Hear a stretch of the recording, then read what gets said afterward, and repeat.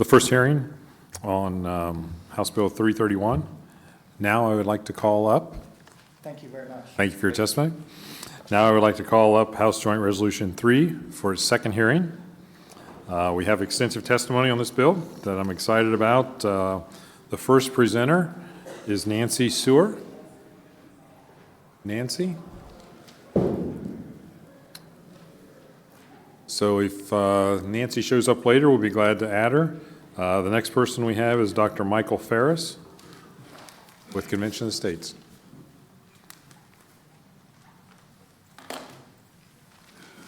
Dr. Ferris, thank you for being here. Thank you, Mr. Chairman, Ranking Minority Member, members of the committee. Thank you for the opportunity to be here. I am the co-founder of the Convention of States project, a lawyer, been in practice now my 47th year. I've argued dozens of cases, constitutional cases in appellate courts, including the Supreme Court of Ohio, and 2 cases in the Supreme Court of the United States. And I have litigated an Article 5 case on the amendment process back in the late 70s, early 80s, in a case that made it to the Supreme Court of the United States on the question of the extension of time on the Equal Rights Amendment. I represented 4 Washington state legislators in that case. So I'm one of the few lawyers in the country who've actually litigated an Article 5 case. I've also taught constitutional law at Patrick Henry College. 2 of my former students are now state solicitor generals, Indiana and West Virginia, and 5 of my students have clerked for the Supreme Court of the United States.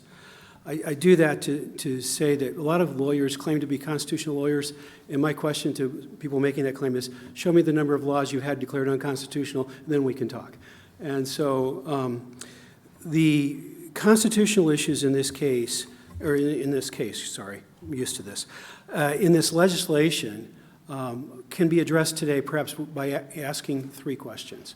Why did the founders create the process that we're seeking to use here? The second question is, do the current circumstances that we face in our country align with that purpose and that process? And third, is the process safe? And I'll briefly address all 3 of those questions. It was at the end of the Constitutional Convention process in the last week where George Mason observed that the proposed version of amending the Constitution that was in place at the time had a blind spot. And that is, all amendments were going to be proposed by Congress and all would be ratified by the state. And his speech to the convention basically said, Congress is never going to propose an amendment that limits its own power. And the founders in that day probably said something like, we hold that truth to be self-evident. If they were around today, they would say like, duh, and meant the same thing. And they immediately proposed the change to Article 5 that we now see, to give the states the ability to propose amendments for the express purpose of limiting the power of the federal government if the federal government gets out of hand. That's the reason we had it. It was one more layer of the checks and balances process. We don't want any agency in government, we don't want any level of government having too much power, and the ultimate ability to amend the Constitution essentially unilaterally, not by one state, but by ultimately 3/4 of the states, was a check on the misuse of federal power. That's why we have this process. So that takes me to the second question. Do our current circumstances align with that purpose? Well, I could give you a couple hours worth of reasons that would be true, but I'm going to do 3 and do them briefly. First, the debt. We are experiencing debt that's in the 30s of trillion dollars, and if it's not exactly there today, it'll be 40 trillion all too soon. It's just out of control by anybody's estimation, and that's calling the debt that's on the books. If you take off the book debts, like all the money that's been borrowed from the Social Security system and not paid back, the actual number is closer to $150 trillion, an unimaginable number. And we've done that by spending for things that are not within the competence of the federal government. And that all comes back to a Supreme Court case. If you want to know which case caused all this, the Butler did it. It's United States versus Butler, where the court said federal spending was not limited to the enumerated powers. If federal spending was limited to the enumerated powers, we would essentially have no federal debt. We would certainly not have the kind of federal debt that we're looking at today. I'll take a second example, education. Years ago, I was litigating a homeschool case in New York, and I walked from the State Department of Education, past the city offices, past the regional office called BOCES, down to the federal offices where the litigation was going on. And I realized that every single level of government that I had just passed had a Department of Education. We do not get more services for kids. My dad was a retired public school principal. We don't get more services for kids by having multiple departments of education. We get more bureaucrats. The founders never gave education as an enumerated power to the federal government. They take our money from the states, they take it to Washington, D.C., they send a small portion of that money back to the states with strings and effectively run the educational programs of the schools. About, on average, 5% of school funding comes from the federal government, and 55% of the rules come from the federal government. It is an out-of-control situation. If we returned that whole process, took it away from the federal government, reduce the power and jurisdiction of the federal government, we would have that problem solved on that particular issue. We're getting the feds out of it and get back to just state and local government dealing with education issues. Third example, one that's a special favorite of mine ever since I ended up getting an LLM in Public International Law from the University of London, is the treaty process has just gone awry in our country. Our country adopts about 200 treaties a year. 95% of them never are sent to the Senate for ratification. Some years a little more, some years a little less, but the vast majority of treaties are signed either by the President alone or by the Secretary General of the no, not the Secretary General, but the U.S. Ambassador to the UN or some other diplomatic person. We call them executive agreements. That's a term that the Supreme Court and the State Department collectively made up. In international law, all executive agreements are treaties. But we do not treat treaties the way we do. The reason I do this, I'm sure you're getting inquiries from constituents about the upcoming WHO treaty that President Biden has indicated that he's going to sign as an executive agreement in April. And that treaty turns jurisdiction over from the states over pandemics to the federal government under the general supervision of the United Nations World Health Organization. And so that's the way treaties work. Under the necessary and proper clause, once a treaty's been adopted, then the power to implement that treaty goes to the agency that adopted it. That's the federal government, that's Congress.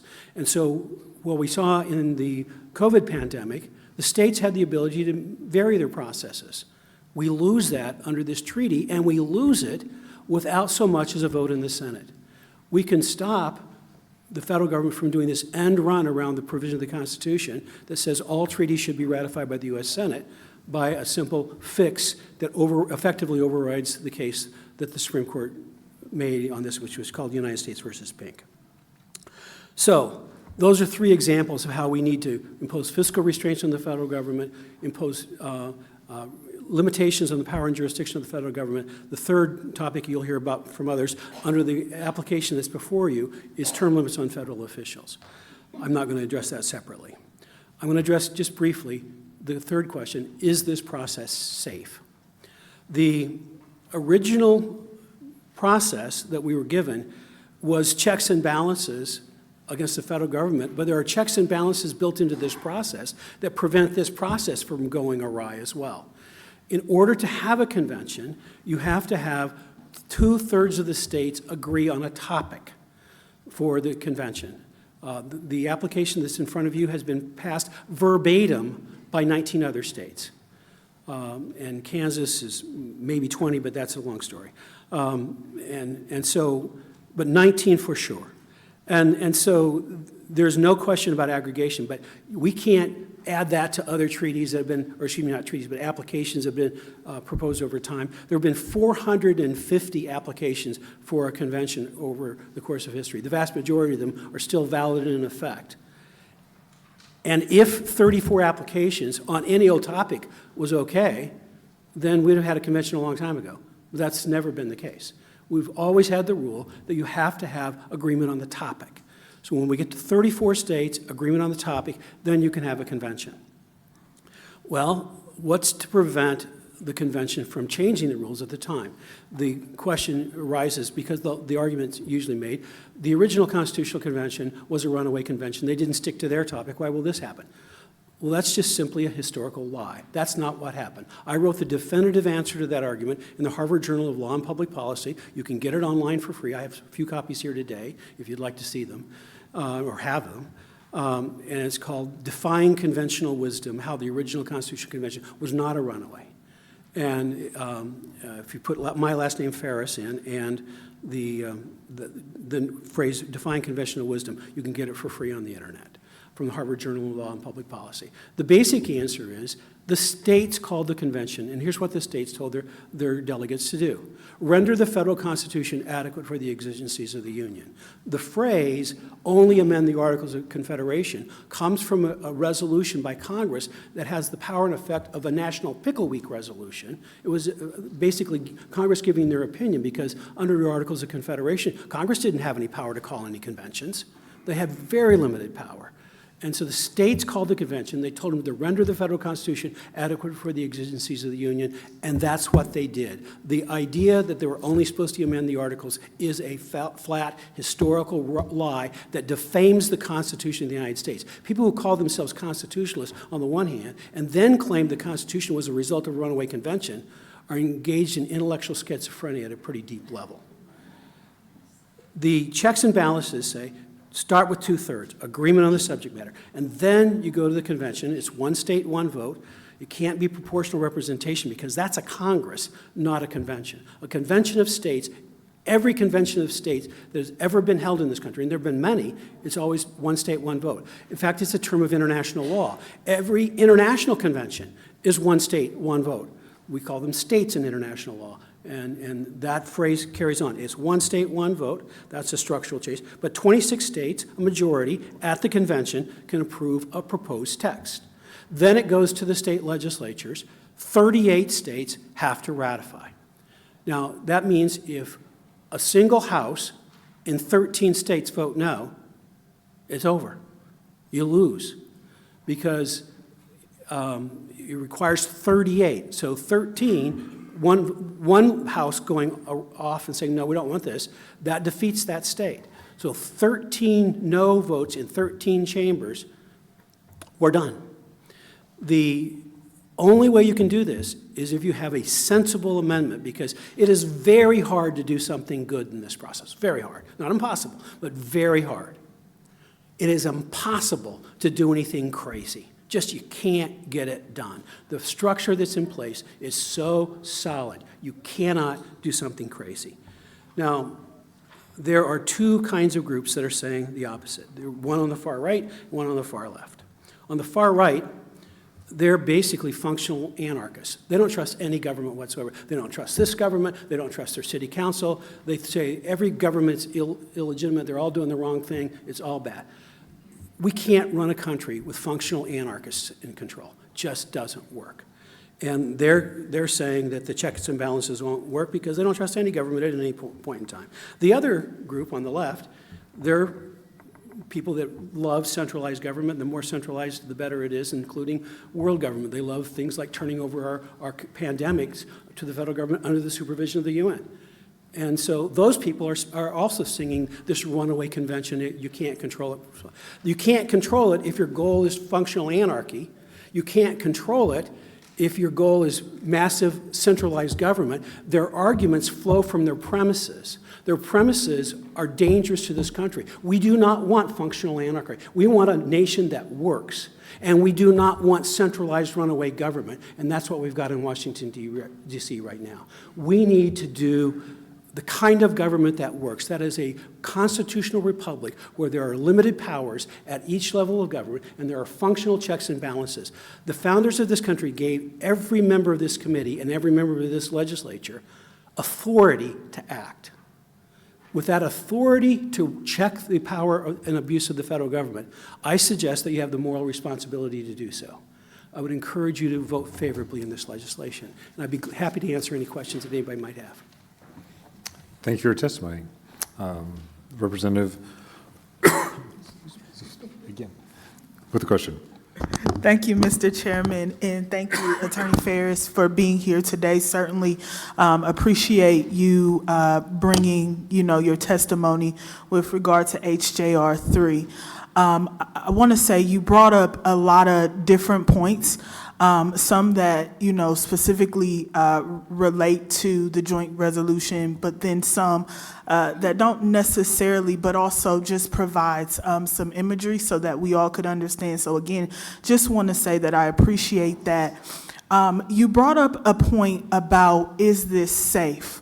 And I appreciate that question, but it led me to start thinking in another direction. So my question for you is, with regard to like the state legislatures, do you know if within this bill there are any safeguards so that we can kind of oversee some of the processes and all of that as it relates to the conventions and actions and things like that? So any input you could provide, I would appreciate. Certainly. There are a number of states that have passed pieces of legislation. Some are doing it as legislative rules that give the state legislature authority to control the actions of your delegates. They are meaning yours, not just Ohio's. They are Ohio state legislature's delegates. They represent you.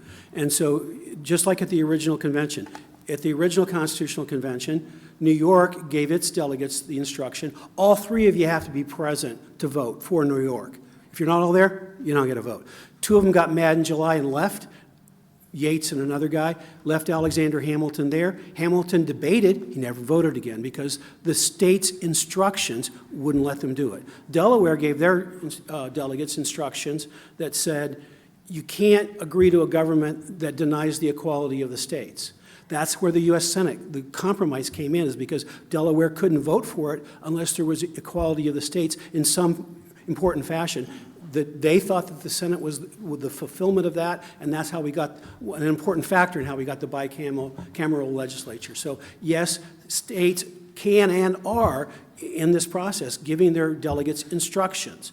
You can give them a variety of instructions. We have model rules, we have model legislation on that, and yes, you can control them entirely. Other questions for the witness? Representative Brown. Thank you, Chair. Article 5 of the Constitution states, and I'm just going to read it so that there's no mistake, the Congress, whenever 2/3 of both houses shall deem it necessary, shall propose amendments to this Constitution, or, on the application of the legislatures of 2/3 of the several states, shall call a convention for proposing amendments, which in either case shall be valid to all intents and purposes. Now, if I heard you correctly, you were talking about the convention will be limited to a topic or certain topics. Doesn't this language fail to impose any limitations on any topic which may be raised in a constitutional convention under Article 5?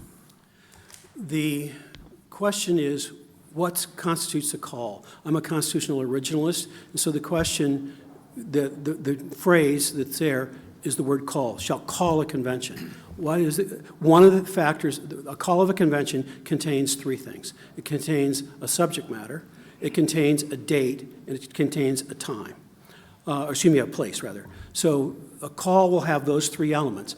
The topic, the lessons of history, if we've had 450 applications, and if it didn't matter what the topic was, we would have had a convention on all kinds of things. For example, right now today, if you add the plenary applications, mostly coming from the 1700s and 1800s, but there are 13 active calls for a plenary convention today. That is a convention that can consider anything.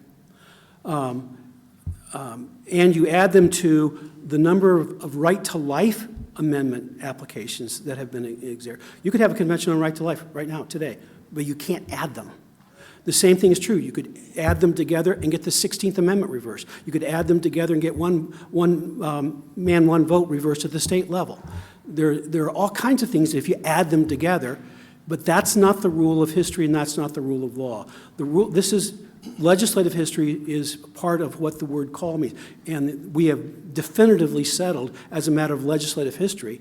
We have multiple times had the necessary number for a call if subject matter didn't matter. Now, the litigation that I did in the ERA case held, and recent court decisions have affirmed that case, that is, you can't change the rules in the middle of the stream. If you start out saying you're going to have 7 years for ratification, you got 7 years for ratification. You can't change the rules in the middle of the stream. And the same thing is true here. If you start a convention for the purposes of the 3 topics that we have here, you can't change the rule and add a 4th or a 5th or a 9th.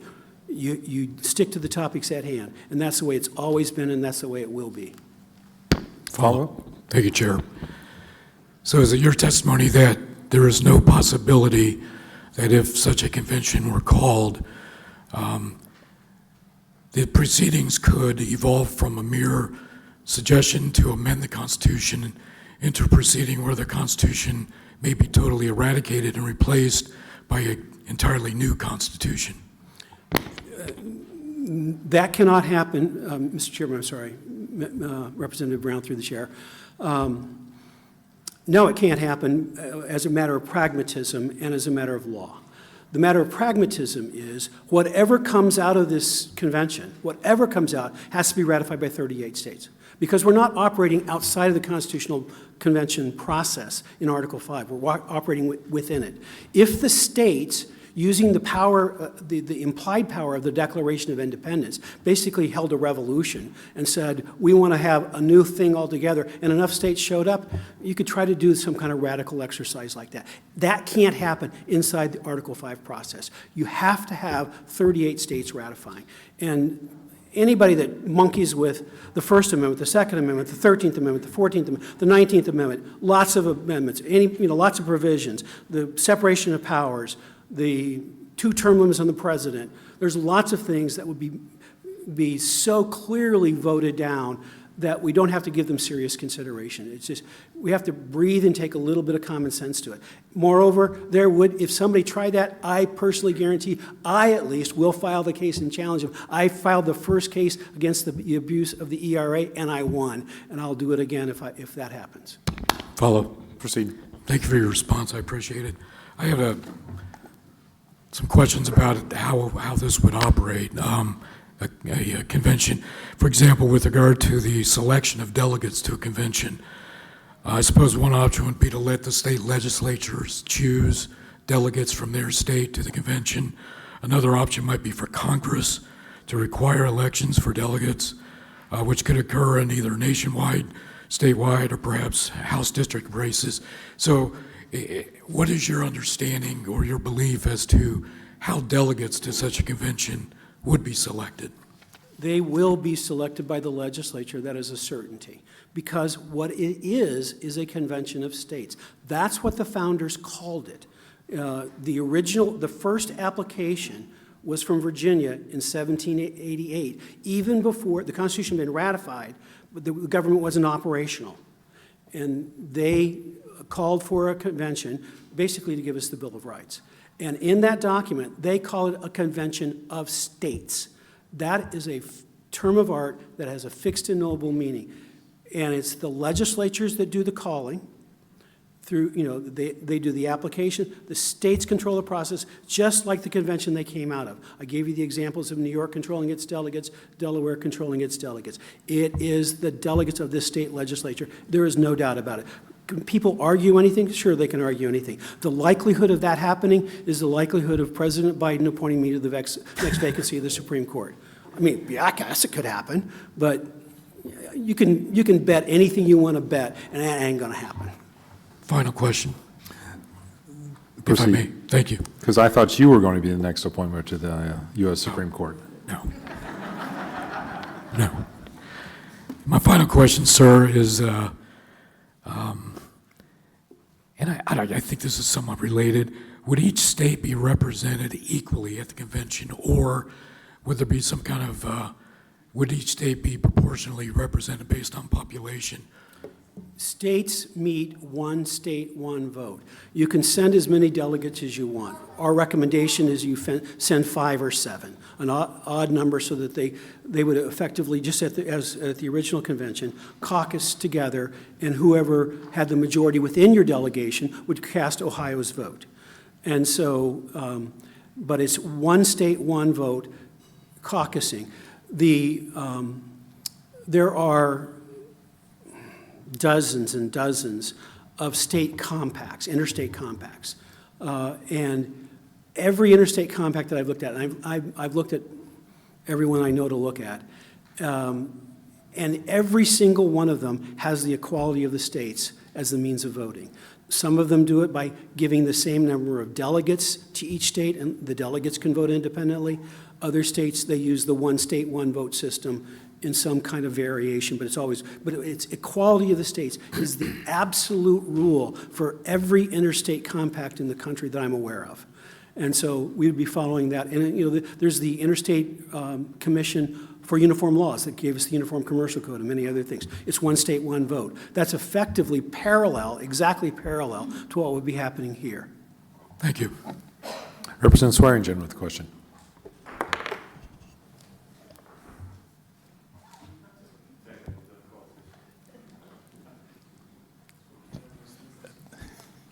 Thank you, Mr. Chairman, and thank you very much for your testimony.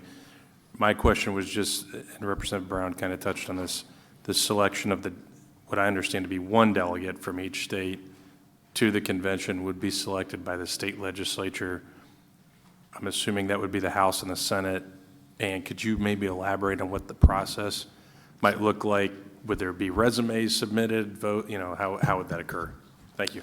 Mr. Chairman, Representative Swearingen. A state could, if you wanted to have one delegate, I would not suggest it. Your state gets one vote as a unit. And so you could, if you want to send 50, I wouldn't recommend it. It wouldn't be fiscally responsible and create a lot of problems, but I would recommend 5, 7, some number like that. And the House and the Senate would have to collaborate on the process. We have a set of model rules on how to do that, and the best framework for doing this is, we believe, rules, not legislation. The reason for that is that there have been multiple cases going to the Supreme Court on this point, and that is Article 5 power is held by the state legislature, not by the state government. The governor has no role in the process of Article 5. And so ordinary legislation, the governor signs it. This resolution that you're debating today, or considering today, does not go to the governor. And so legislative rules can control the process in a fashion that can't really be challenged. And so I would suggest that as we get close to the convention, as we get close to 34, we're at 19 right now and moving, that as soon as possible, but certainly by that time, adopt joint rules that clarify the process. We have models for you to consider. It's really pretty easy. I mean, a lot of states are doing things like the leadership of each house recommends 3 people, and then there's a process for getting the 7th. It's the kind of thing you do for creating commissions and joint study things on a pretty regular basis. It's not unusual. Continue. Just a quick follow-up. In your opinion, would you advise that the legislature put rules on those? Let's just say they went with 5 or 7 delegates to the convention.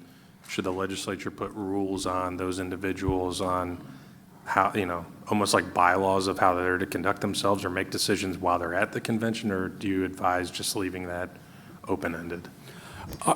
Mr. Chairman, Representative Swearingen, the model rules we have, I would say, a moderate degree of control. For example, one of the things that we've suggested is that the group name one person as the spokesman for the state of Ohio, that you don't have all of them going off and spouting this and that and the other thing. You could adopt that. You don't have to adopt that. But that's the kind of thing you could adopt. And so you can, but I would not want to tie their hands so that they, every single little thing that they're doing they have to come back here for direction or guidance. But I would put some big pieces in place, and there, we have some suggestions, but there could be others. The hearing process of adopting such rules would help clarify some ideas that I think would probably be for the better overall. That's very helpful. Thank you. Representative Skindell with the question. Thank you, Mr. Chair. I want to return to the line of questioning that Representative Brown had, which is this provisions found at line 67 through 68 in the resolution dealing with one state, one vote. You claim that it's equality of the states is something commonly used in some compacts. I find this provision very troubling because equality does not necessarily mean that it's fair for the citizens.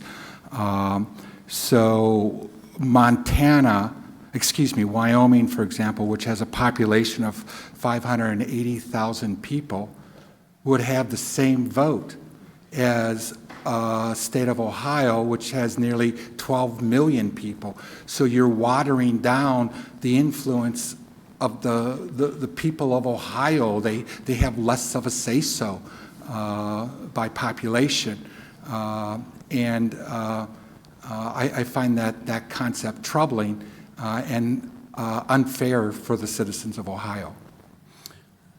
Mr. Chairman, Representative Skindell, the exact same criticism can be leveled at the U.S. Senate because it is based on the equality of the states. And we represent, the House represents population. Population is an important component of our government, and one House is dedicated to that. Both houses in this chamber are dedicated to, or are divided on a very strict population equality basis. But it's not the only consideration. And it's one state, one vote on the ratification process. That can't be doubted.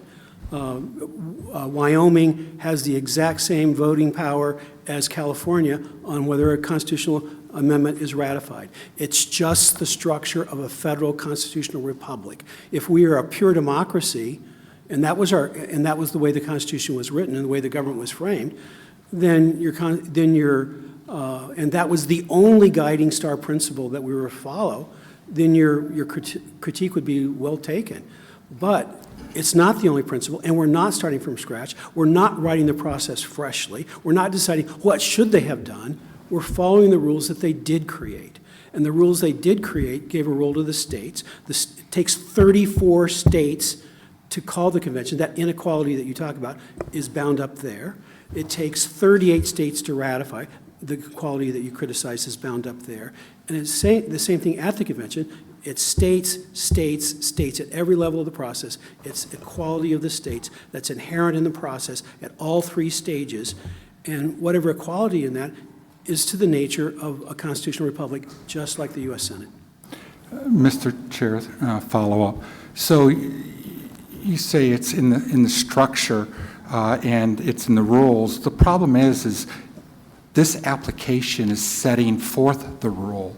We are creating an unfair situation by requiring equality of the states that have been held to. And we don't have full equality of the states in the Congress because, again, as you mentioned, the House of Representatives is based upon population. So there's a consideration of both. This particular application does not consider both situations, and it leads to unfair situations for the people of Ohio. Mr. Chairman, Representative Skindell, if, again, we were writing the process fresh, we could debate whether this was a good idea or a bad idea. We're not there. We can't debate whether the Electoral College should exist or not. We can try to change that. You can change the process for it, but that's the process we got. States matter in electing the president. There is equality built into it because every state legislature that controls every step of the process is based on equality of population within the state. So the voters of Canton don't have more influence than the voters of Toledo, or take any other two places you want. There's equality within the state that is guaranteed as the structure of the process. But if you want us to jettison the equality of the states, we've got a lot of things to jettison. We've got to get rid of the Electoral College. We've got to get rid of the U.S. Senate. We've got to get rid of the entire process of amending the Constitution of the United States, not just one element of it. And so if you think the process is unfair, then the thing for you to do is to call for a convention of the states to change Article 5 to require proportional representation at every stage of the process. There's a way to write that to do that. And if you can get 38 states to agree with you, more power to you. But until then, it's the structure that the founders gave us, and the wisdom of it is for history to decide. Mr. Chair, follow up. So the structure of the convention is being dictated by us, not some 200+ years ago by the founders of this country. We in this resolution are saying one state, one vote. We can change that. We can debate that now so that when amendments are proposed and there's discussion at the floor of the convention, there's fairness in the system, not equality of the states, which is unfair to the people of Ohio. My other concern about this equality of the states proposal is that the majority of the states have a lower population than Ohio, and they tend to be less diverse. The more populous states tend to be a little bit more diverse. So when you have this equality of the states based upon just the states, you're weighting it towards a white population and discounting the various minorities, the ethnic groups, and the racial groups within this country. And again, it's unfair. It's unfair to the citizens of Ohio. Mr. Chairman, Representative Skandel, what is being done in this resolution is not creating law. Ohio cannot dictate the rule for the convention. Ohio can dictate to its delegates how they're going to vote. That's it. And so if 26 states come to the convention instructing their delegates to affirm the natural process, that is, it's one state, one vote, vote's over. Because that first vote is going to be taken one state, one vote, whether anybody likes it or not. That's how the first vote will be taken. And I'm certain that there will be an attempt to change that. I mean, California will make the motion, New York will second it. Interestingly, Texas and Florida, I can pretty well guarantee you, will vote against it, even though they're two of the very most populous states. And so the suggestion that you're creating anything is like this legislature citing a rule of common law as you're making a piece of legislation. You cite pre-existing rules on a regular basis, and this is no different. You're reciting the reality that that's how it is, and you're going to make sure that your delegates are not going to engage in some kind of rebellion that's going to just waste time and end up being defeated anyway. Representative Thomas with the question. Mr. Ferris, thanks for being here today. Thanks for your testimony. My question is about Texas, and I think most U.S. citizens would like look at the situation in Texas and would like a solution to the standoff between the state and the federal government. How could a convention of states propose an amendment to fix this issue? Mr. Chairman, Representative Thomas, well, there are two different paths. One is you could do a standalone application that would just address the border situation, and you could call a convention to say, we'd like a convention to solely address a remedy for the border crisis, and then you would have a convention on that topic. Under our application, since it makes germane things that reduce the power and jurisdiction of the federal government, an amendment that would give states joint jurisdiction to pass legislation to control the border within their state so that you wouldn't have automatic federal supremacy. You could give Texas the right to control Texas's border jointly with the federal government. You could give, and if the feds didn't want to enforce their law, okay, that's fine. Texas can enforce its law. And so that would be germane under our application. So at least to that extent, it would be appropriate. You could also, under our application, if you wanted to say the United States does not have the authority to give asylum to people who came here illegally an amendment could be crafted for that purpose. That would be germane. Do I think that that is likely to get out of the convention and get ratified by 38 states? Not very likely, but it's just an example of what could happen. Although I think the first example I gave you could get out and could get ratified, where you give joint jurisdiction to the border states so that they can control their borders. Representative Swearingen with a question. Yeah, thank you, Mr. Chairman. Vice Chairman Thomas just hit on my question, because not only is our spending just wildly out of control at the federal level, we have a wide open border too. So thank you for speaking on that. My question was going to be, what can we do about the border at the Convention of the States? And I think you just answered that very nicely. Thank you. Thank you for your testimony. I have one quick question. And first, I've heard hours and hours of testimony on this issue in the past, and probably have heard you testify in front of me at various times, but functional anarchist is a new term. I appreciate that. I've been thinking about that all the way through your testimony, thinking about the people I know and friends of mine who are now functional anarchists, so I'll have fun telling them that. And not sure whether it's a compliment or picking on it, but my question is, so 38 states need to approve this exactly in the exact form on all three of these issues, correct? And right now, 19 have. But it has to be exact, the resolution has to be exactly the same in all 38 states. Is that correct? Almost. Mr. Chairman, the application phase, it's 34 states have to agree on the topics. And probably you could get away with minor variations on the topic. We're not taking any chances. Every state that has done this has done it verbatim on the operative language, not on the whereases and all the surrounding, but the operative resolution has been precisely this. Frankly, I got into this by going to a meeting in Denver 12 years ago, we'll call it, where we're looking at the BBA, Balanced Budget Amendment applications. And I looked at all the various forms of it, and I go, you guys will have a real aggregation problem, because they've been written in so many different ways. And many of them, for example, say we want to hold a convention to call for this particular amendment. Well, that didn't aggregate with anything other than calls for that particular amendment. The best way to do it is just say, let's have a convention on balanced budget amendment. But only like 6 states have ever done that. So I spoke up at the meeting and says, why don't we just start over and do it right? And that's where the Convention of States process was born, was on my suggestion, let's start over and do it right. And as long as we're fixing it, let's fix it. Because if you just say balance the budget, it doesn't say you're going to control the spending necessarily, because the mechanisms to do that may or may not be present in a balanced budget amendment. But controlling the spending is the game. And the real game there is to get them to go back to spending for the enumerated powers.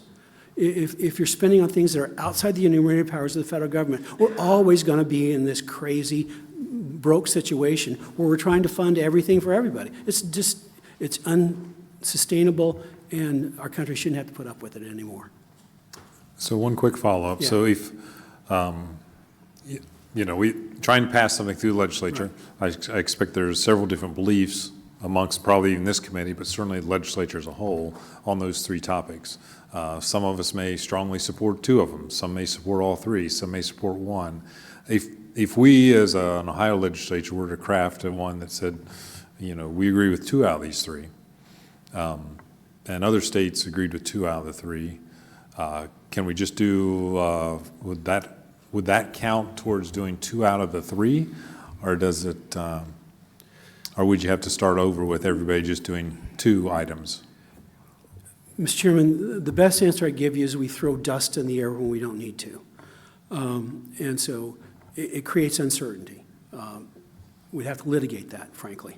And I don't want to have to litigate. I mean, people can file a lawsuit that's just nuts. I want to eliminate reasonable litigation. And so I would make an observation and a suggestion. The observation is we're agreeing on an agenda, not on an outcome. And so, I mean, I'll tell you from testifying in I don't know how many state legislatures now, lots. One of the most popular ideas in our application among people is term limits. The least popular idea among legislators is term limits. And so, there you go. Now, Who's going to ratify this at the end of the day? Legislatures are going to ratify it. And so if a term limits proposal gets 26 states to vote for it by delegates appointed by the legislatures, it's going to go out, and then the legislatures are going to get 38 states to vote yes? My guess is that's going to be a big uphill battle. And so whether that one happens or not, I don't know. Now, my suggestion would be, and what you could do, and what I would ask you to do if you're considering something like this, is to pass it verbatim and then instruct the Ohio delegates to not vote in favor of any term limits proposal. Other states have done that exact thing. And so you're keeping the resolution so that there's no aggregation problem, but you're bending the course of the discussion in a particular direction that, if that's your concern, you can bend the course in that way. Representative Humphries with a question. All right, thank you, Mr. Chairman, and again, thank you for hanging in there. Lots of questions today. I'm going to be brief. My question is, and I think you touched on it, but I'm going to ask it again. We're talking about topics discussed at the convention, and my question is, I know that there might be like a wide variation, but what are some of the topics that would be discussed at a convention by the delegates, because we know the language is sort of vague? So just real quick, just wanted to know. Sure. I'll give you 4 examples of things that I think can have political, realistic ideas behind them, and they're not crazy. One would be a single subject rule on Congress, to say that they get rid of these multi-thousand pages of omnibus bills that throw everything in the kitchen sink in them. No, one single subject. 41 states have a single subject rule. Congress should have a single subject rule. I think that has legs and could get ratified by 38 states. The treaty idea that I said earlier, that all treaties have to be ratified by the Senate, I think that has value and could get ratified by 38 states. I think that limiting the power of the federal government vis-a-vis the Department of Education is going to be a closer call, but I think that you probably could box the federal government out of the education business, not counting military education, not counting the District of Columbia, but vis-a-vis the states, you could box the federal government out of education, and that has a better chance of being ratified other than some of the other topics. I would like to fix the Commerce Clause and the General Welfare Clause to go back to the original meanings of both, which is if the states can regulate it, the federal government can't. If the states can spend money on it, the federal government can't. That's the original meaning of both of those clauses. And 99% of the way the federal government has gone awry is violation of those 2 clauses. And so that's my ideal, but getting those ratified, that's a tougher chore. And so, but those are some examples of things I think are realistic. Representative Brown with a question. Thank you, Chair. In Ohio, our Constitution does provide for a single subject rule, which we ignore all the time. We just did ignore it not too long ago, which I pointed out on the floor of the House. I've pointed it out many, many times. So I don't think the notion that we can have a single subject rule is really going to provide any real guardrail at all, because we have it here and we ignore it with impunity. Mr. I Chairman, think that was a statement, not a question, but Yep. you're welcome to respond. With impunity? Mr. Chairman, Representative Brown, let me write it and I'll fix that problem.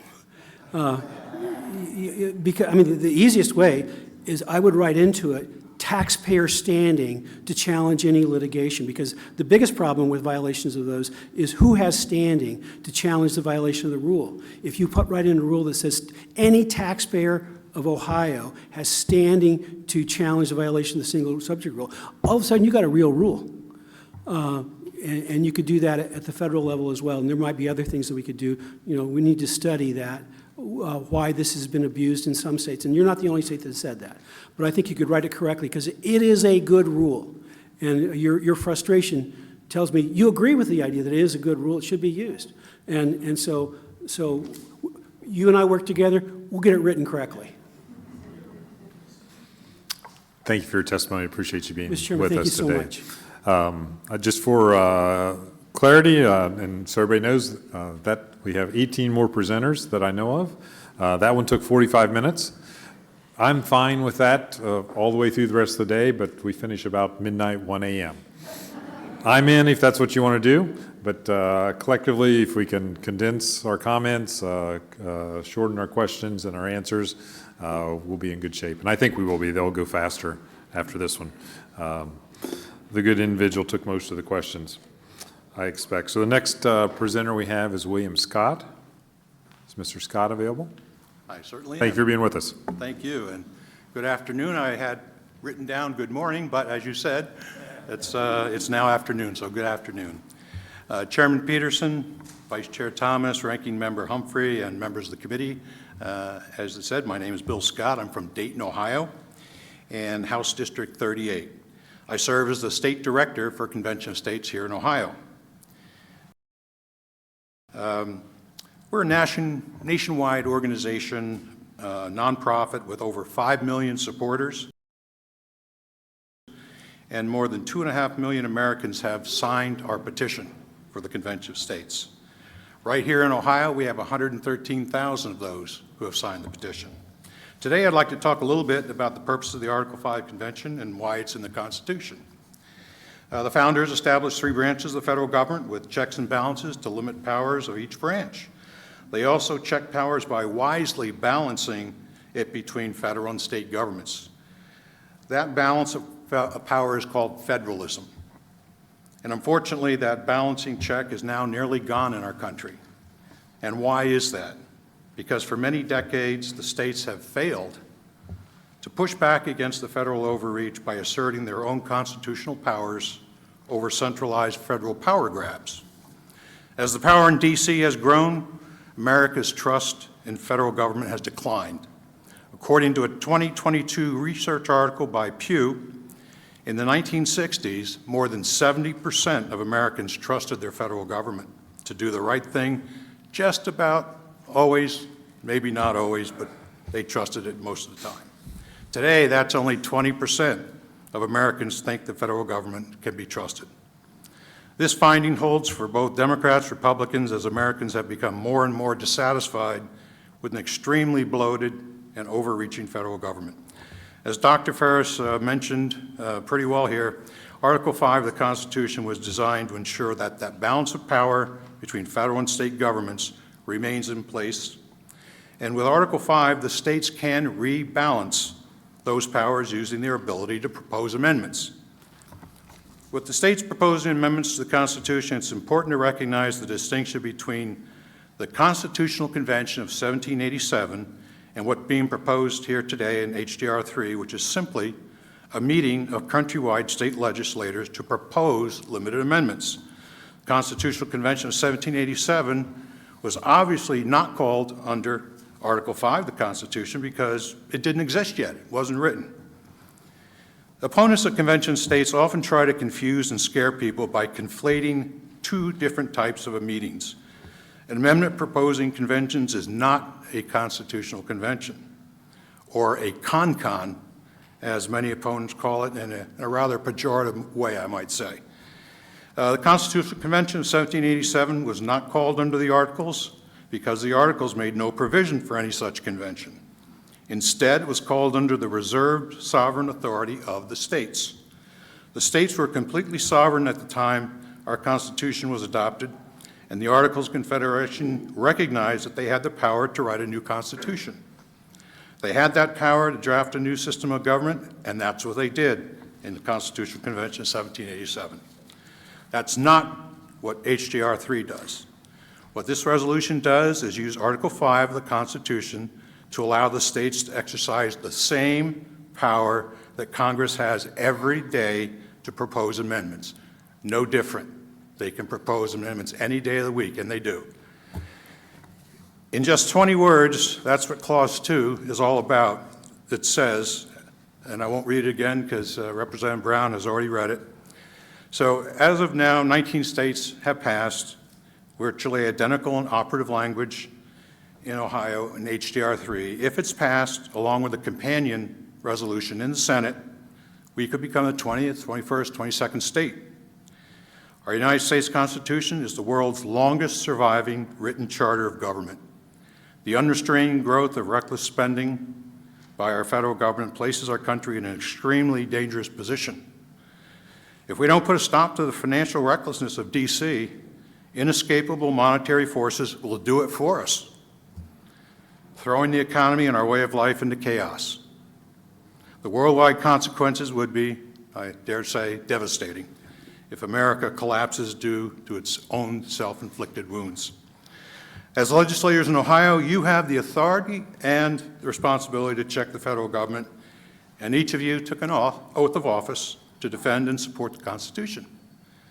So your support today in HJR 3 can help fulfill that promise. Thanks for the opportunity to testify, and I do appreciate it. And I'll attempt to answer any questions, and Dr. Ferris can assist me if necessary. Thank you for your testimony, Representative Graham, and welcome to the committee. Representative Graham, glad to have you with us with the first question. Thank you, Mr. Chair. Glad to be here. I had to step out for a minute for the last testimony, but I apologize if this was asked before. How are the delegates to the convention selected? Because I don't think that's really clear on what I've heard. I know how the representatives for the state and the federal government are selected. They are elected by the voters. But how are the delegates selected for the convention? Right. Well, each state is responsible at the state legislature level to select those delegates, and it's up to the state legislator group, the Senate and the House, to decide how they're going to do that. Many states, and Ohio eventually will be one of those as well. We have a draft we can share with the committee or our sponsors or anybody else. A draft of, it used to be called faithful delegate selection, meaning we want faithful delegates.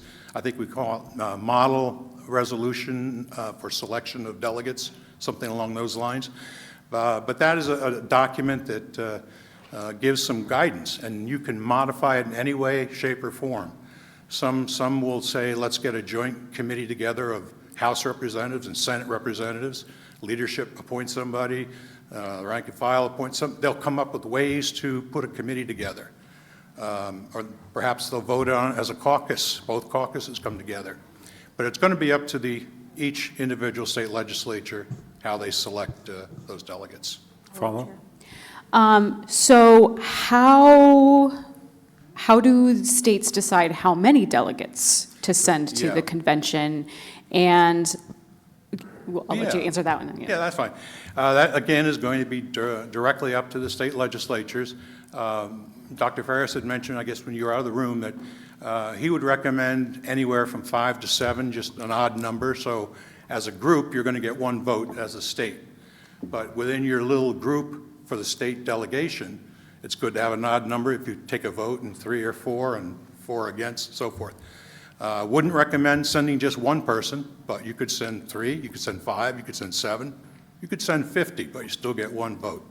So that's going to be up to the state. But we think most states will send about 5 people.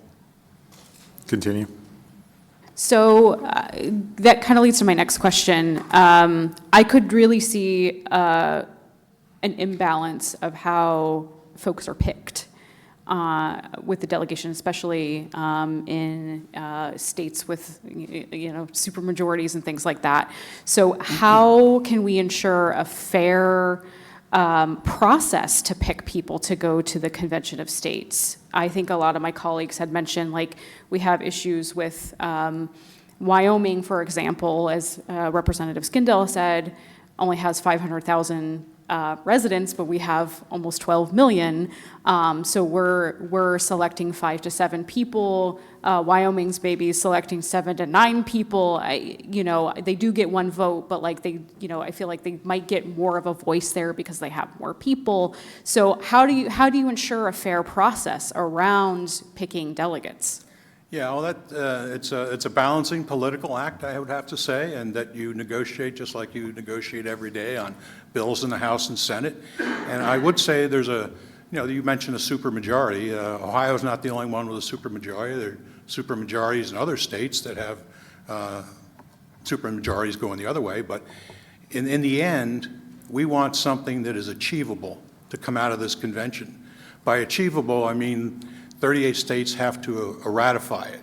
So if you put all Democrats on your committee or you put all Republicans on your delegation in all the states, you're not going to get something that's reasonable or approvable or ratifiable in all the other states. So I think there's a built-in self-guard there that it's in the interest of whoever this committee is.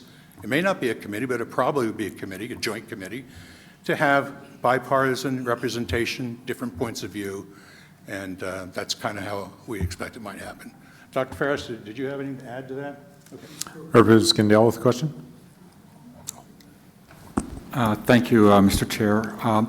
I'm curious, as State Director to the Convention of States, I was wondering if there have been meetings, telephone discussions.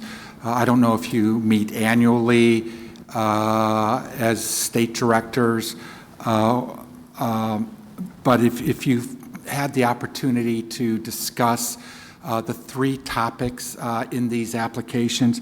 And I'm more concerned about the second one, which says that amendments limiting the power and jurisdiction of the federal government, because to me that seems to be broad and ambiguous. And I was wondering if there's been discussion around that component as to what that includes. Well, it'll be up to the delegates to decide, but it is a broad brush, you're right. But it's basically, if I could summarize it this way, that is meant to say, who decides for you and I to be self-governing citizens? Is it going to be an unelected agency in D.C., or is it going to be, the representatives that you elect to go to Congress? I think that, the power and jurisdiction of the federal government means that there's too much power delegated to unelected officials. And Dr. Ferris had mentioned earlier about the two main problems are the Commerce Clause and the General Welfare Clause. So just by tightening those two up, you have an ability to, to do, let's call it what it is, downsize the federal government. The federal government is bloated, out of control, spending wildly. And we suspect that some of these amendments that come out of there to basically have a better shot at having accountability to elected officials versus unelected agencies will come out of that limitation on government. So that's what we mean by limiting the power, scope, and jurisdiction. Follow? Sure. Thank you, Mr. Chair. Again, with regard to, just your participation in this, last fall, State of Ohio voted on a constitutional amendment dealing with women's reproductive rights. And I'm again focused on the second agenda item, limiting the power and jurisdiction of the federal government.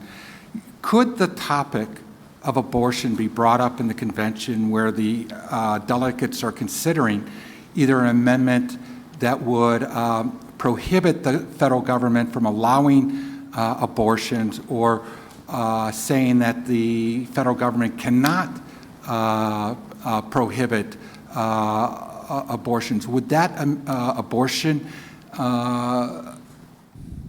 topic be brought up in the convention, do you think, under this component? Well, I'll take a quick shot at it, and I wanted to defer to the man who was behind the scenes in the Dobbs decision, has a lot of knowledge about what actually happened. But I would say that no, because it's not germane to those three topic areas.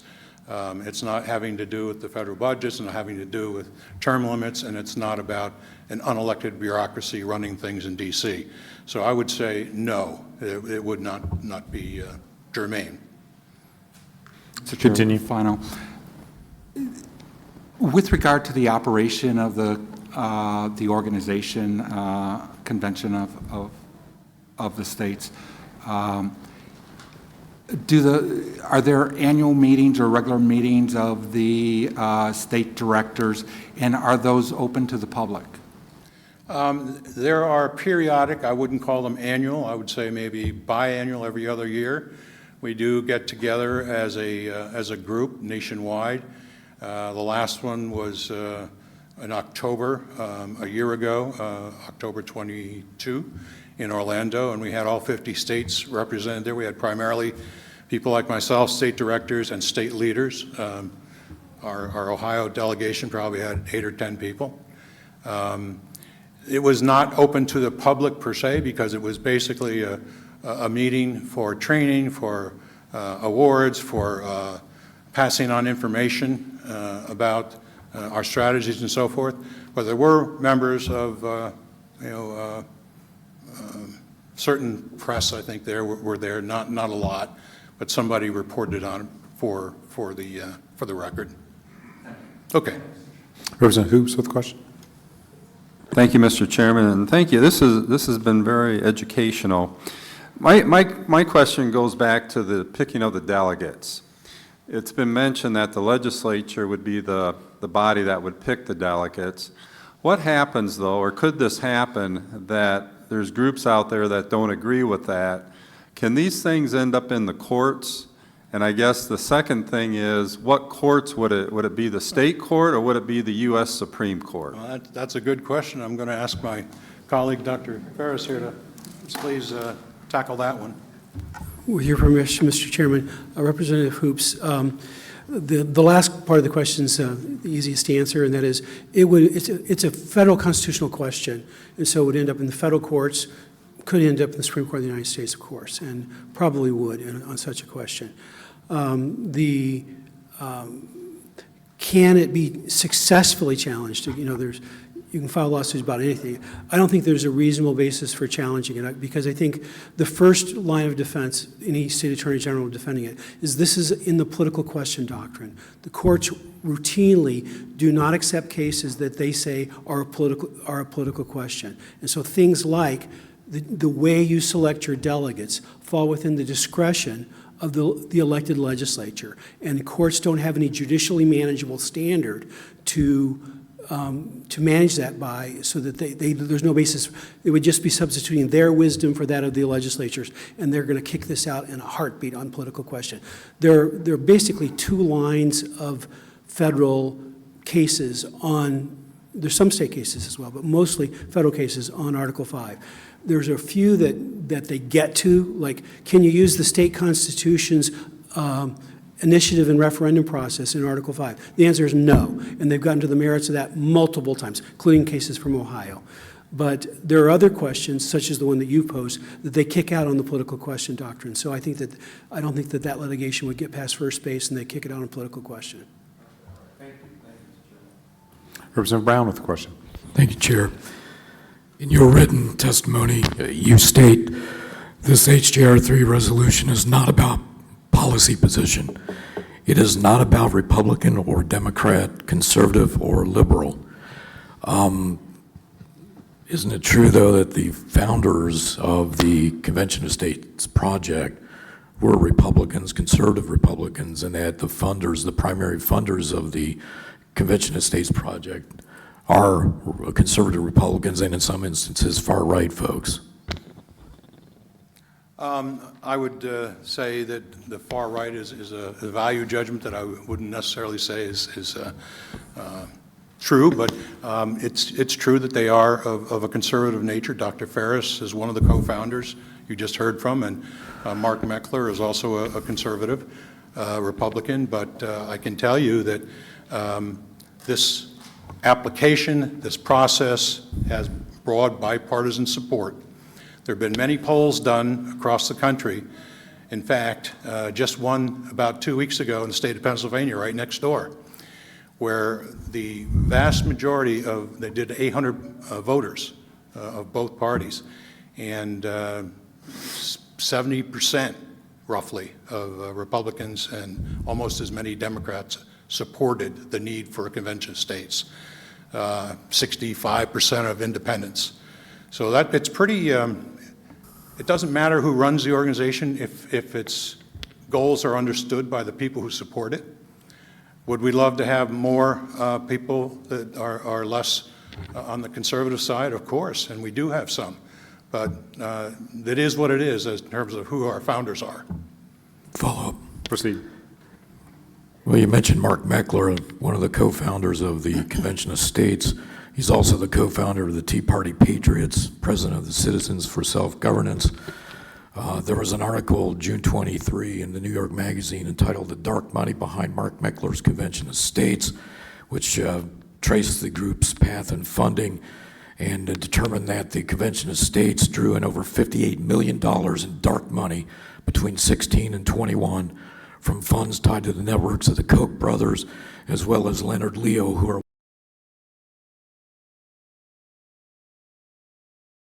well-known right-wing benefactors of conservative and right-wing policies and interests.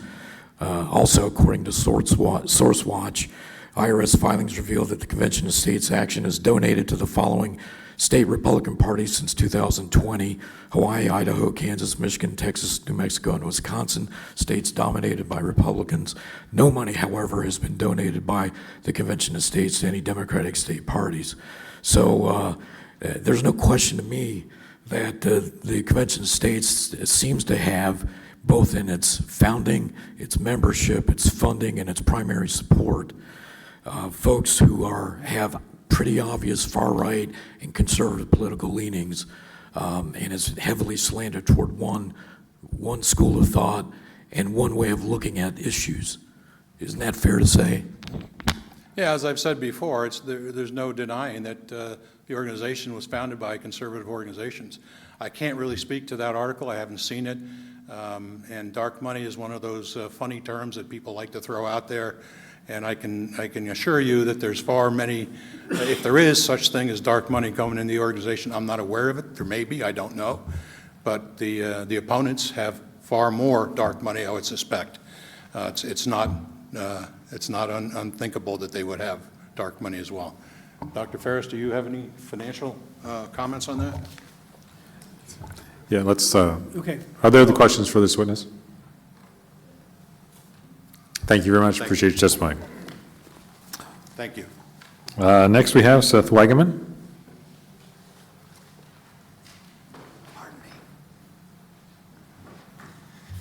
I'm going to cut my remarks very short, but I welcome I believe the committee will be okay with that. I welcome you to look at my written testimony and ask me any questions concerning anything that you find in there that's interesting to you. My name is Seth Wagaman.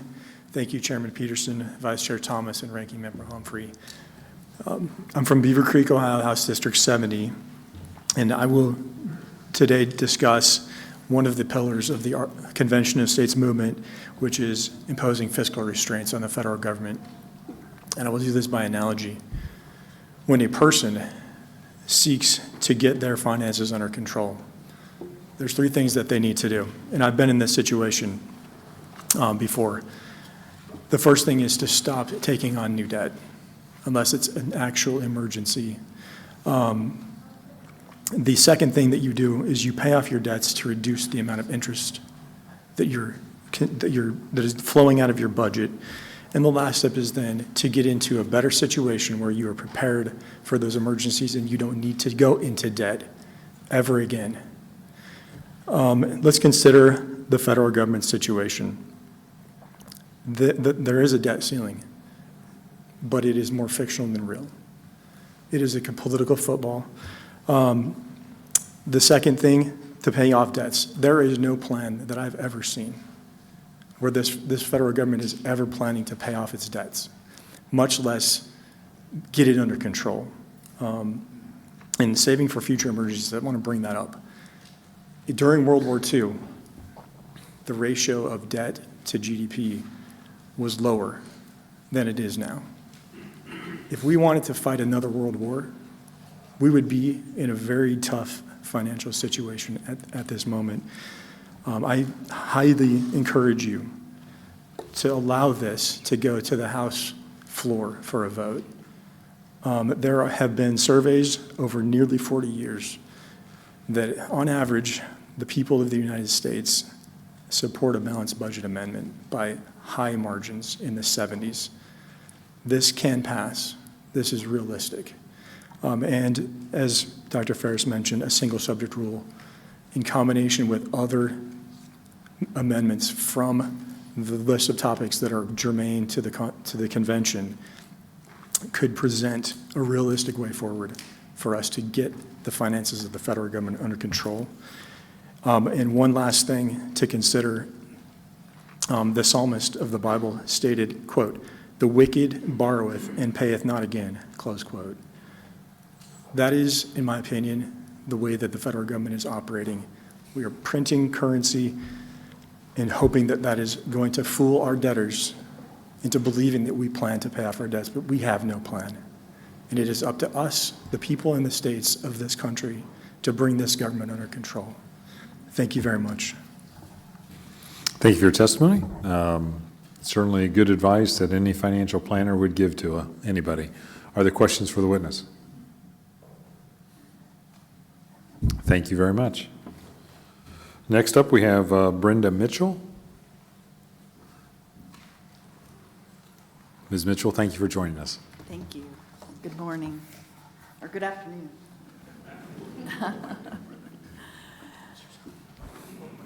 Pull the mic down, okay. Chairman Peterson, Vice Chair Thomas, and Ranking Member Humphrey, and members of the committee. My name is Brenda Mitchell, and I'm from Bellefontaine, Ohio, and I live in House District 85. Our system of electing members of Congress was intended by the founders to operate like a free market system, in the sense that legislators who served the people well could be reelected, while those who performed poorly would be voted out. The founders never intended legislators to make a career of Congress and to serve for 30 or 40 years, such as Chuck Schumer, Mitch McConnell, Nancy Pelosi, and Chuck Grassley. As proof, throughout the 1800s, the norm was for members of Congress to serve just 1 or 2 terms. From 1850 to 1898, turnover in Congress averaged 50.2%, meaning half of Congress was replaced every election cycle. Today, 9 out of every 10 members of Congress who run for re-election win. This might be reasonable if Congress were popular with the American people, but it's not. Congress's approval rating is about 15%. Clearly, our system is broken. And why is our system broken? Why can't the American people get the highly unpopular members of Congress replaced with new people bringing new ideas and to address our country's problems? The answer, in large part, is that incumbents have unfair advantages that bias elections in their favor. These advantages include incumbents have a 4-to-1 fundraising advantage over challengers. In many cases, the advantage is much higher. Incumbents can leverage political patronage, meaning politicians doing favors for constituents in exchange for votes. Party support usually favors incumbents, and incumbents usually have better established campaign infrastructure and staff compared to the challengers. Media attention usually favors incumbents, and access to government services, such as the ability to hold official events or town hall meetings, favors incumbents. Saying it simply, the deck is stacked in favor of incumbents. This is, for the most part, how Congress can have just a 15% approval rating and yet have a 90% reelection rate. The problems that have plagued our country for decades never seem to get fixed because the politicians who have either created them or have perpetuated them continue to stay in office. Problems like our national debt, immigration policy, our health care affordability, public school lackluster results, and the list goes on. One of the solutions to the problems is to place term limits on Congress. The 22nd Amendment to the Constitution places term limits on the presidency of the United States. It's now time for another amendment that limits the period of service for the U.S. Congress. Term limits for Congress would infuse the House and Senate with a regular influx of new people from the states with fresh ideas and solutions to our nation's biggest problems. It would decrease the concentration of power in Washington, D.C. by giving more citizens the chance to serve in Congress. It would help members of Congress to take their jobs more seriously, since they will be required to return home and live with the laws that they helped to pass or live with the problems they failed to solve while in Congress. It would also reduce the influence of special interest groups and lobbyists on politicians.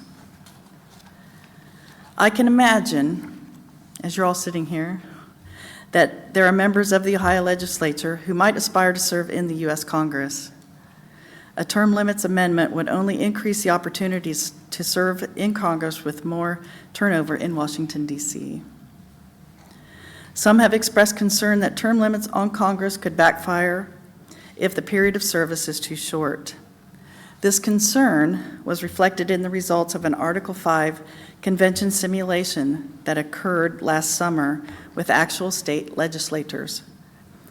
In that simulated convention, the proposed maximum length of service was set at 24 years. I think most would agree that 24 years of service in Congress is more than enough time to make meaningful contributions to our country. In closing, our country faces significant problems, and sending the same politicians back to Washington, D.C. every election cycle is not working. Placing term limits on Congress through an amendment to the Constitution will help improve that situation. Term limits on Congress is very popular with the American people. A recent poll found that 80% of Americans support it. Term limits would increase the opportunity for more Ohioans to serve in Congress, including members from the Ohio legislature. For these reasons, please support passage of HJR 3. Thank you. Do you have any questions? Ms. Mitchell, thank you for your testimony. Are there any questions? All right, well, thank you. Thank you. Is Ed Mulholland, we call up Ed Mulholland next? Thank you. Vice Chair Thomas, Ranking Member Humphrey, members of the committee. My name is Ed Mulholland. I'm from Zanesville, Ohio, House District 97.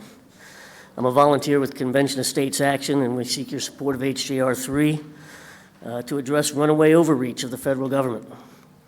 The Declaration of Independence was an announcement to the world that the colonists could and would manage their own affairs. It was a statement establishing the right of individual liberty and local sovereignty. The Constitution followed, securing the liberty of the people while granting the federal government only 27 enumerated powers. Later, the Bill of Rights reinforced, the 10th Amendment reinforced the limits on federal power. James Madison, an author of the Constitution and fourth President of the United States, put it this way: the powers delegated by the Constitution to the federal government are few and defined. Those of state governments are numerous and indefinite. By dividing power between the federal and state governments, the framers built a safeguard into our political system to restrain federal overreach. This division of power is called federalism, and sadly, it's been dying a slow death for decades. The death of federalism has led to a concentration of power at the federal level. As the power of the federal government expands, so expands the necessary regulation and control that steals the very liberties the government is supposed to protect. Why is federalism on its deathbed? Prior to the New Deal era, local economic activities such as labor, manufacturing, agriculture, mining were widely understood to be under the purview of state governments. They were not considered part of interstate commerce. Then, Supreme Court decisions like upholding the National Labor Relations Act in 1937 and Wickard v. Filburn in 1942 dramatically changed the interpretation of the Constitution's Commerce Clause, enlarging the federal government's lawmaking authority at the expense of state sovereignty. With its new expanded authority, the government grew so much, Congress was forced to defer a great deal of authority to newly created agencies, and today the number of statutes passed by our elected representatives in Congress is dwarfed by the number of regulations created by federal agencies staffed by unelected bureaucrats. The Supreme Court's arbitrary reinterpretation of the Commerce Clause can be corrected with an amendment to the Constitution. Doing so will rightly shift power out of Washington, D.C., and back to the states where it belongs and where our country's founders intended it to be. This will help revive federalism and the balanced power between federal and state governments. Another contributor to the death of federalism was the United States v. Butler decision, you heard about a little bit earlier, which reinterpreted the General Welfare Clause. Prior to this ruling, the General Welfare Clause was interpreted to mean that Congress could only spend money in service of its 27 enumerated powers. It could not spend money on activities states could spend money on. For example, states can spend money on education, welfare, medical, and retirement programs, Accordingly, Congress had no jurisdiction for such programs. However, after this Supreme Court ruling, the floodgates were opened, and Congress was permitted to spend money on essentially anything it wanted. This Supreme Court reinterpretation of General Welfare Clause can also be corrected through an amendment to the Constitution that clarifies the clause according to the framers' intentions. Pandora's box of federal government expansion can, in fact, be closed with such an amendment. Now, some of you might be wondering, what would happen to federal programs Americans have come to rely upon, like Social Security? Those programs don't have to end. Their administration could shift from federal government to state governments. The programs could be more closely tailored to the particular needs of each state. As our elected officials, you would be in control. And we all know states tend to be more efficient with their resources and more responsive to their citizens' needs. In summary, federalism is all but dead in our country due to an ever-expanding federal government that treats states as federal agencies. This is a dangerous slide toward the concentration of absolute power at the federal level, concentrated power that always leads to tyranny and loss of individual liberty. This imbalance of power is a result of Supreme Court decisions that reinterpreted the Constitution, taking power from states and giving it to the federal government. To preserve state sovereignty and the liberties of the people, we must restore federalism. HJR 3 calls for a convention to give states the opportunity to at least discuss this important issue. I urge you to support HJR 3. Thank you for your testimony. Other questions for the witness? Representative Brown. Thank you, Chair. Thank you, sir, for your testimony. In your written remarks, you indicate that the Article 5 Convention will be called for the purpose of proposing amendments to address the, quote, threatening overreach of the federal government, quote. What you see as the threatening overreach of the government, millions and millions of other patriotic Americans see as the appropriate exercise of federal power. Do you understand that we have this divergent point of view in America? I do understand, but I think that we don't necessarily disagree on the things that should be accomplished. We disagree on who should be implementing those things. So these things that are happening at the federal level are things that we could be dealing with locally. Ohio ought to be able to decide for itself how to do, any number of things that the federal government has taken from it. We had 13 independent sovereign states come together and agree to have this federal government over it to manage some things that they needed managed between themselves. They didn't voluntarily give up all their sovereignty and just say, okay, we're just going to administer whatever you tell us to do. So, again, Social Security, welfare programs, all of those things can be handled locally. And by the way, I would argue that the money spent would be spent more efficiently. We already know, like, if you look at community block grants, up to like 70% when you count how much administration the federal government's allowed to charge, how much administration the state governments are allowed to charge, and how much administration the local government can take off the top of a community grant, and then the amount of administration the person actually implementing the program can take, up to 70% of the dollars go to administration. If we could cut out the Fed, we might get to 50% actually getting down to doing what we want done. Follow-up, Chair. Continue. I'm sure you're aware, because you seem like a very intelligent, informed individual, that this debate about states' rights, state power versus the federal power is the debate as old as the nation itself, that even before the Constitution was enacted, the Federalist Papers, prepared by a number of different of the Founding Fathers, including Hamilton and Madison, debated vigorously the role of the federal government versus the state government, the power and influence of the federal versus state government. And you mentioned in your testimony, we need to go back to the framers' intention. And I believe that a close examination of the actual historical record demonstrates that the framers' intention is always very difficult to ascertain, because different framers had different views, different intentions, different purposes, and different ideas about the best way to go, and they fought vigorously on these things. And so I assume you're aware of that historical antecedent, correct? And I think we should, to the chairman and to Representative Brown, I'd love to see us have that conversation again and confirm where exactly we think this country should be headed. And an Article 5 convention gives a chance for legislators like yourself to send delegates and have a conversation. And then, of course, when we send these proposed amendments, if any get a majority vote at the convention, out to the states, there'll be a huge national discussion about all these issues. Final comment, if I may. Thank you, Chair. I appreciate that, I do. But it seems to me that this debate has been going on since prior to 1787, and it's still going on. I'm not sure the convention that you refer to would be the panacea that you believe it to be, so I'm not so sure I agree with that. But I appreciate your position, and certainly your right to espouse those positions, and I thank you for your testimony. Thank you. Seeing no further questions, our next presenter would be Roger Gibbs. Mr. Gibbs, thank you for being with us today. Appreciate your patience. It's my pleasure. Thank you, sir. Yeah, so my name today is, Chairman Peterson, Vice Chair Thomas, Ranking Member Humphrey, and members of the committee. My name is Roger Gibb. I'm from Mason, Ohio, House District 56. So in 2022, the Trafalgar Group conducted a nationally representative survey of American adults. What they found is that 66% of Americans supported an Article 5 convention for proposing amendments to rein in the federal government. Even so, we know that there are people on both sides of the aisle who are opposed to what we're doing. And some of them are under the impression that a convention of states would be dangerous. This fear stems from opposition claims that states can't be trusted to amend the Constitution. They contend that states might try to entirely replace the Constitution or scrap some or all of the Bill of Rights. Now, to put this in perspective, let's just imagine that you go skydiving with a friend, okay?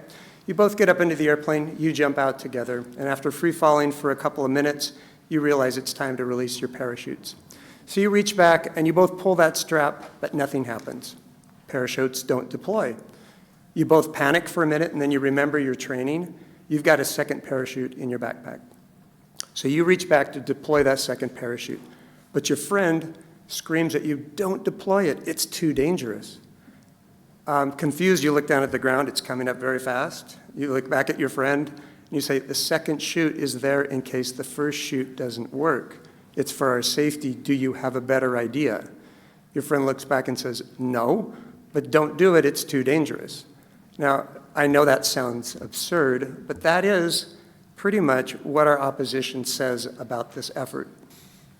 We, the American people, we're the parachutists, and we're faced with a very dangerous situation. Our federal government is literally bankrupting our country, among other things.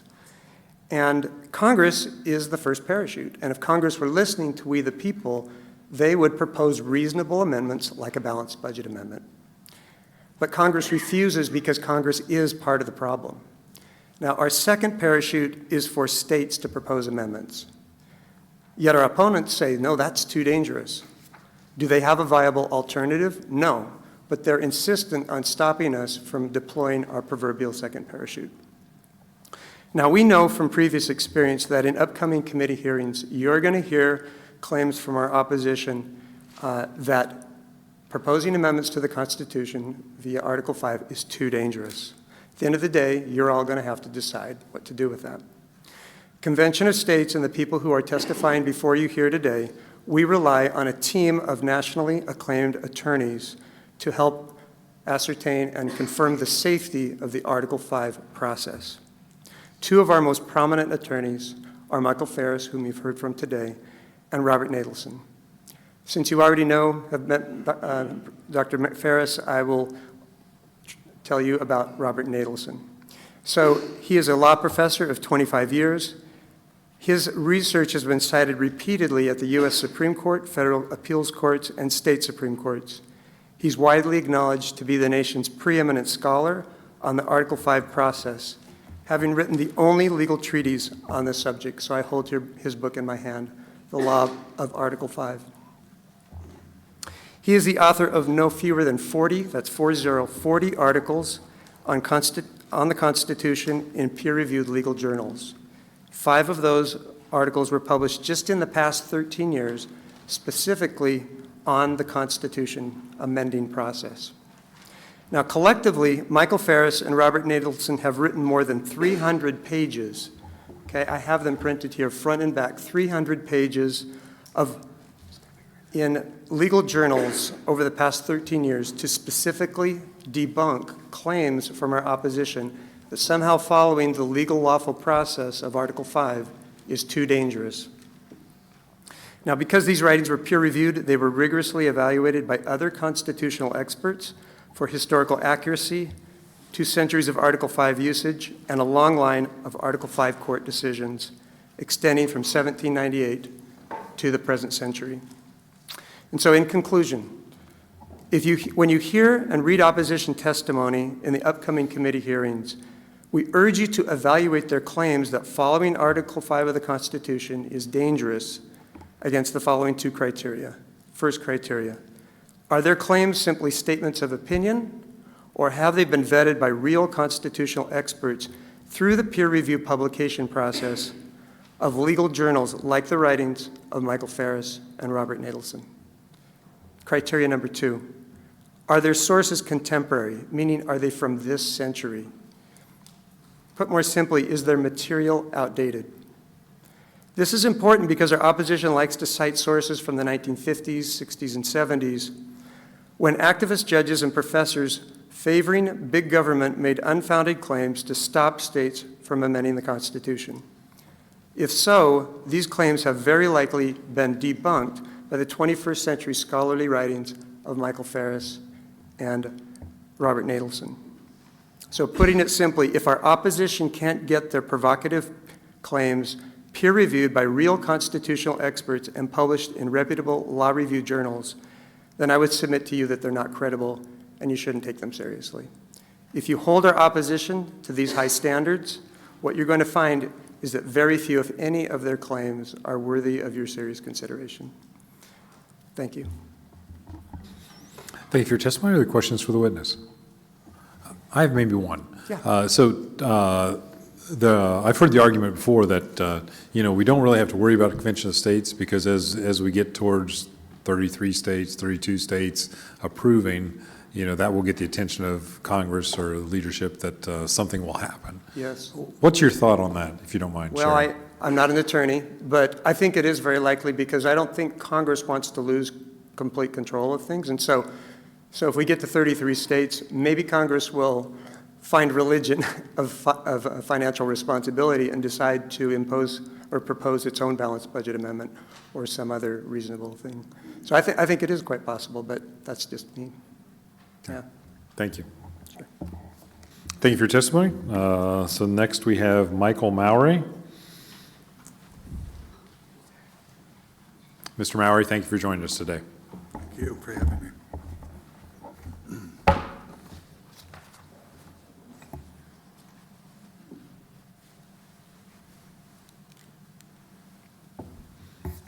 Chairman Peterson, Vice Chair Thomas, Ranking Member Humphrey, and members of the committee. My name is Mike Mowry. I'm from Ashland, Ohio, House District 67. My remarks today are intended to refute the false claim by many that oppose the call for an Article 5 convention that the Constitutional Convention of 1787 was a runaway convention. Some opponents make claim that an Article 5 convention held today would run away like the last Article 5 convention. This is wrong in 2 regards. First, there has never been an Article 5 convention for proposing amendments. The Constitutional Convention of 1787 was not convened under the auspices of the Articles of Confederation. The word convention does not even appear in the Articles of Confederation. An Article 5 convention, however, is prescribed and structured in our current U.S. Constitution. Second, the authority to propose our Constitution to Convention of 1787 was largely within the scope of the broad commissions granted by most state legislatures to their commissioners. The demise of the Confederation was widely expected, even welcomed by many prior to the convention. These included members of the Confederation Congress when Congress recommended that a convention be held. See Congress's resolution and Madison's journal entry that day in the attached summary. The time allotted for this testimony, which is an analysis of 12 years of history, does not allow for anything other than a short verbal outline of the topic, so I've attached to this written testimony a summary with hyperlinks to the source material. Included with the attachments are scholarly peer-reviewed articles by Dr. Michael Ferris and Professor Robert Nadelson, which you heard reference to earlier. Dr. Ferris's article is regarding the Convention of 1787, and Professor Nadelson's is regarding conventions of the founding era. You'll also find in the attachments full copies of the calls to the convention by each of the states that sent commissioners to the convention, as well as a copy of the Articles of Confederation. It's important for any review of why the Confederation was failing and why there was a desperate need for reform to understand the context of why many, if not most, of the participants in the political system of the day deemed that reform was needed, but not possible within the limitations that constrained the Confederation Congress. This context is important as an assertion that is often made that a convention for proposing amendments cannot be safely held in our current times of turmoil as it was during the calm times after the war when the Convention of 1787 was conducted. This assertion is faulty in two regards. First, it can be noted that the Convention Clause of Article 5 in our current Constitution was specifically included with expectation it would be utilized during difficult times when an intransigent national government resisted the will of the people. Second, the Convention of 1787 was conducted during anything but calm times. The states under the Confederacy were far from untroubled. These troubles spanned from the early days of the Confederation in June of 1783, when Congress was chased out of Philadelphia by segments of their own army, right up to the tax rebellions culminating in the infamous and deadly Shays Rebellion, where rebelling farmers and veterans received volleys of grape shot from the cannon of hired militia just months prior to the convention. Attempts to reform the Articles of Confederation were attempted as late as August of 1786, after the Annapolis Convention, with 7 amendments proposed by Charles Dickinson. A vote on these proposed amendments was not even taken due to the belief that they could not be passed. It is in the context of this environment that 12 of the states recognized the need to call on the Confederation Congress to recommend that a convention be held to reform the structure of the national government. Points refuting the myth of the runaway. The Convention of 1787 was not a runaway convention. This suggestion is a slander on our founding fathers, the implication they were either incompetent or duplicitous in the conduct and outcome of the convention. The Convention of 1787 was not constrained by the Articles of Confederation, which was in part the point for calling the convention, to effect reforms that could not be achieved by Congress. The original suggestion of the Grand Convention of 1787 was made by delegates at the Annapolis Convention of 1786 in recognition that broad powers outside the means of Congress were needed to cure the defects of their present frame of government.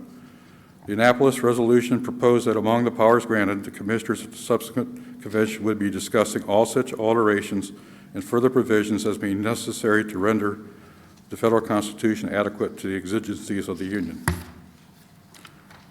The Convention of 1787 was not a runaway. This is evidenced by the broad language of the resolutions by at least 10 of the 12 state legislatures. Excerpts and complete copies of these can be found in the attachments to this testimony. 10 of the state resolutions largely copied the broad scope suggested by the Annapolis resolution.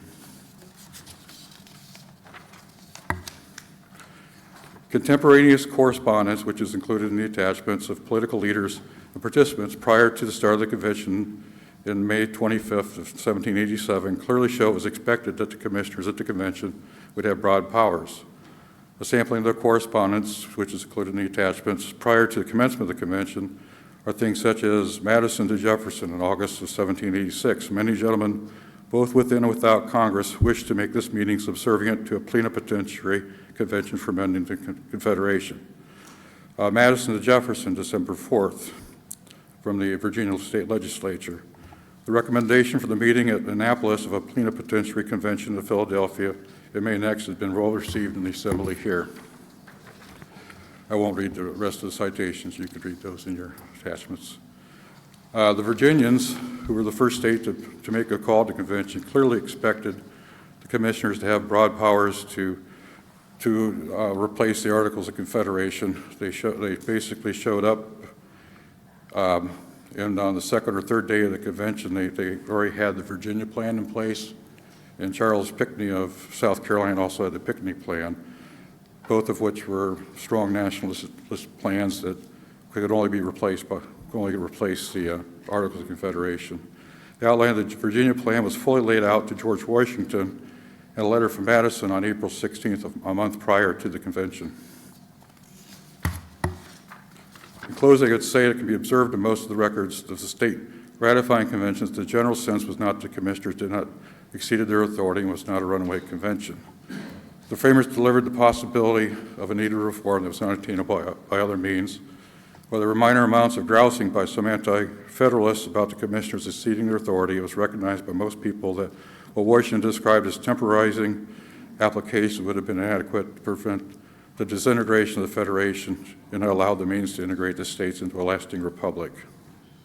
This acceptance, I think, was not just because of the needed elimination of the inadequacies of the Articles as a functioning central government, but stipulation that ratification be by the people within the states, making it truly a constitution of we the people. More detail in the source material and with hyperlinks to the source material available to you in the attachments. Thank you for your testimony. I will say, Mr. Mallory, that you worried me a little bit when I saw 263 pages. These are mostly, these are mostly Dr. Ferris's fault. Yeah, flipping through the attachments, I will try and read those. Those are pretty interesting, very interesting stuff. So I encourage everybody to read that at some point. A lot of data. If your hyperlinks don't work, let me know if they got stripped away. Yeah, it's really good stuff. Are there questions for the witness? Thank you. Thank you. Next, we have Paul Sisk.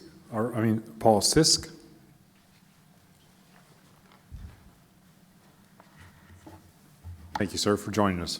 Thank you. Chairman Peterson, Vice Chairman Thomas, and Ranking Member Humphrey, members of the committee.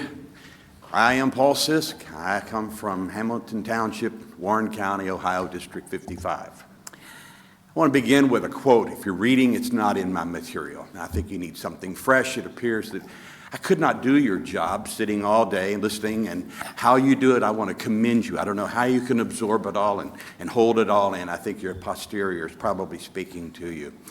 We have padded seats. You and the audience do not, so sorry about that. A nice luxury.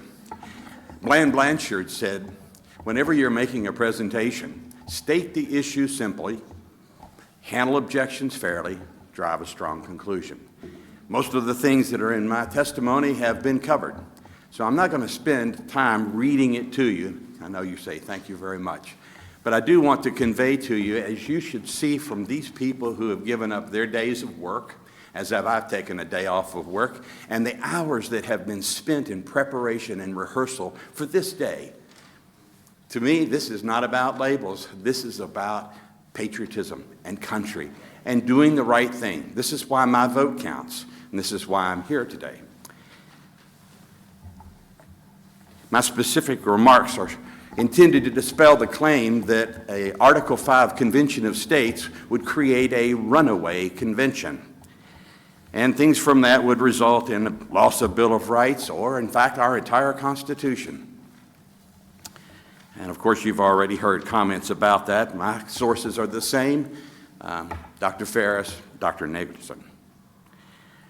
An Article 5 convention for amending the Constitution is just simply about 50 states getting together, convening a meeting, and talking about ways that we can make America better.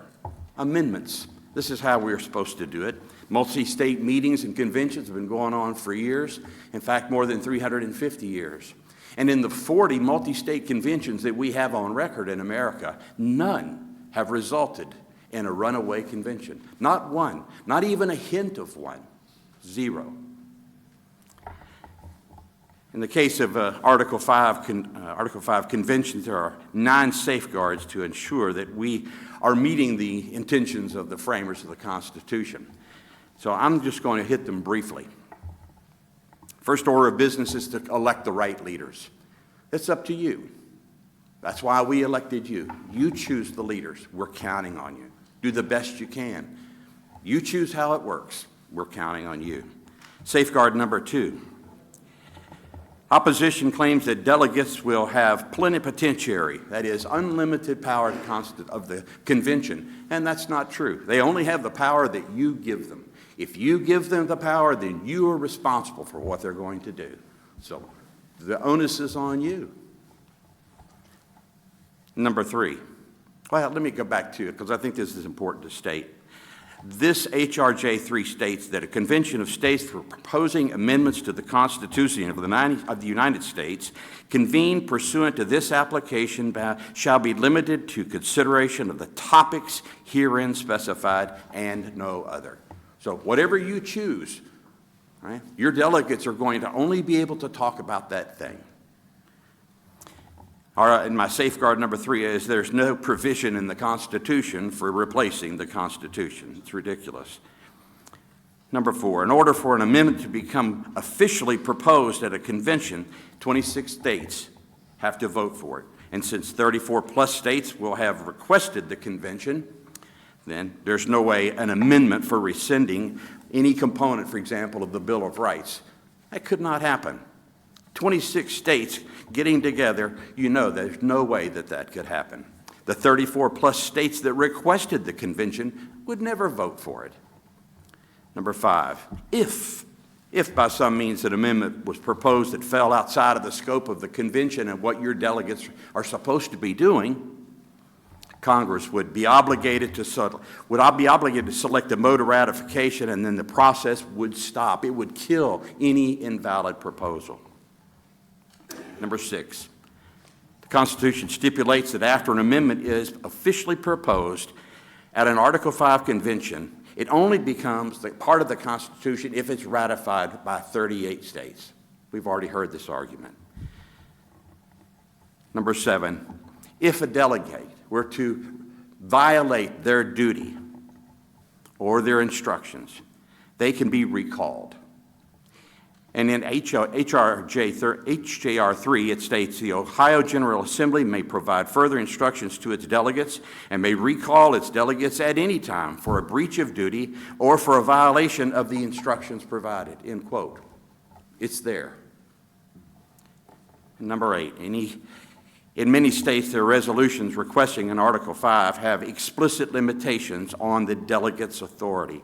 And because this is in the resolution, I'm going to read it. Quote, the application is made with the express understanding that an amendment that in any way seeks to amend, modify, or repeal any provision of the Bill of Rights shall not be authorized for consideration at any stage. This application shall be void ab initio if ever used at any stage to consider any change to the provision of the Bill of Rights, end quote.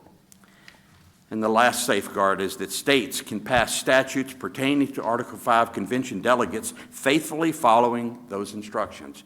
For example, Indiana has passed legislation with this provision, quote, a delegate or alternate delegate who knowingly or intentionally votes or attempts to vote outside the scope of the instructions established or the limits placed by the General Assembly commits a level 6 felony. America has a rich history of multi-state conventions, more than 40, over 350 years, never had a single case of a runaway convention, not one, ever. And I've given you some safeguards here to ensure that an Article 5 convention complies with the Constitution. I have to tell you that we are all concerned, and you are too. You're an American. You're an Ohioan. You read the papers, you hear the news. We're all concerned about our future. I got 4 little grandbabies. I'm concerned about their future. I want them to grow up in the kind of America that we have grown up in, to enjoy the same benefits and privileges. And if we don't pull back on some of the things that are out of our control at the moment, we're not going to see that become a reality.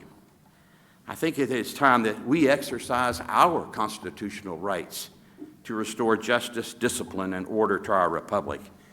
And I'm asking you to help us by supporting HJR 3. And I am grateful for your service. Thank you. Thank you for your testimony. I'll probably say this again as we wrap up, but having led some of these discussions in past in the Senate, I have yet to have somebody come present that I didn't think loved their country as much as their family. And that's true of all of you here today, and thank you for that. Representative Graham. Thank you, Mr. Chair. Thank you so much for coming today and speaking on this. So I wanted to go back to your safeguard number 7, Okay. which is the Ohio General Assembly may provide further instructions and may recall its delegates at any time for a breach of duty. So I know that kind of the point of the convention is that the feeling around that states don't have the rights that they used to have. But there is a checks and balances in our government around states and federal government, and then we go to the court. So where is that checks and balances around if a delegation is doing the right thing or the delegation is maybe breaching their duty? Where does that fall in that checks and balances? Well, I think in this case, if the Ohio delegation does not follow the instructions that have been given to them by the legislature, then the legislature has the power to pull them back. Now, another consideration, too, is the example was given in New York when Alexander Hamilton, he had to follow the instructions that were given, and it took all three making the vote. Two left. He was left with no other choice but to participate and yet withhold his vote.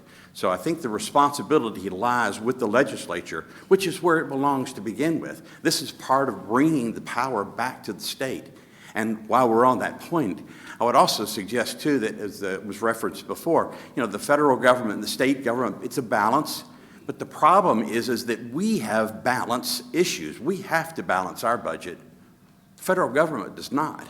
And if we don't take back this control, then the federal government will continue to go down this same rat hole. Follow. So the legislature, so us, we provide that, but then if we're saying, someone says we're misstepping, it's the courts, right? So is that checks and balances going with the court? So say some of the delegation says we're fine, we didn't do anything wrong. Like, does that go to the courts then as that checks and balance? You know the answer to that. Yeah, get Dr. Ferris to answer that. I think. Okay. That's beyond my knowledge, so I'm going to pass on that to let Dr. Ferris answer it. Continue. To the Next chair, question. yeah, from the chair, could we get that information? How would that check? Yeah, thank you. If you share that with the chairman, I'll make sure everybody in the committee gets to see that. Certainly will. also. Thank you. Thank you for your Representative question. Brown with the question. Thank you, Chair. Thank you, sir, for your testimony. Appreciate it. You stated that those folks who are here today in support of HGR 3 are filled with patriotism and love of country, and I have absolutely no reason to disagree with that or think that isn't true. I know it is. Sure. Do you understand, though, that folks who may disagree with the HGR 3, who do not think it's a good idea, they also are patriotic Americans who also love their country and also want what's best for their, and I have 5 grandchildren. Do you understand that, sir? I do indeed, and I respect that they also can share the same feeling of patriotism and country, love of country. They can also share the same love of other things, love of God, love of participation, love of education. I think what happens here is that we're providing a mechanism for all of us to share together by putting together a bipartisan group of delegates who get together and they talk about it, the legislature talks about it, and then we as all the states come together. So I don't sense that this is a partisan issue. I think that really everybody desires to have these basic 3 things. Now, we may have some fine tuning of some of the wording, but the basic 3 principles, I think, apply with everyone. I may be wrong. Continue. Follow up. Thank you, Chair. You talk about giving power to the legislature to kind of oversee how this works so that it works well. And I just want you to understand and take this into consideration. The legislature you're talking about, the Ohio legislature, is a result of gerrymandered districts. We have 67 Republicans, 32 Democrats, which do not reflect the percentage of R's and D's in the state. And there were 5 Supreme Court decisions of a Republican-dominated Supreme Court with a Republican Chief Justice, don't say I'm wrong, I'm right, who said that this was unconstitutional on 5 occasions. 5 occasions. So what you have is a gerrymandered legislature that does not represent the people in defiance of the Ohio Supreme Court. And that's the body that you are entrusting to do the right thing, and I just have concerns about that. And I appreciate your concern. I can tell you that I'm left with what I have. This is the mechanism that I have. If there were a way to, run the magic wand over, we could do it differently. But if there is another mechanism, then let's look at it. But in this case, I have to go back to the fact that these are common principles. I can't see where any of this is going to be detrimental to anyone, regardless of your label or stripe or background or ethnicity or any other political issue. I think we all share the same desire to have a better future. Other questions for the witness? Thank you for being with us today. Thank you, Mr. Chairman. Next, we have Chad Gump with testimony. Mr. Gump, thanks for your patience today. Thank you. Thank you.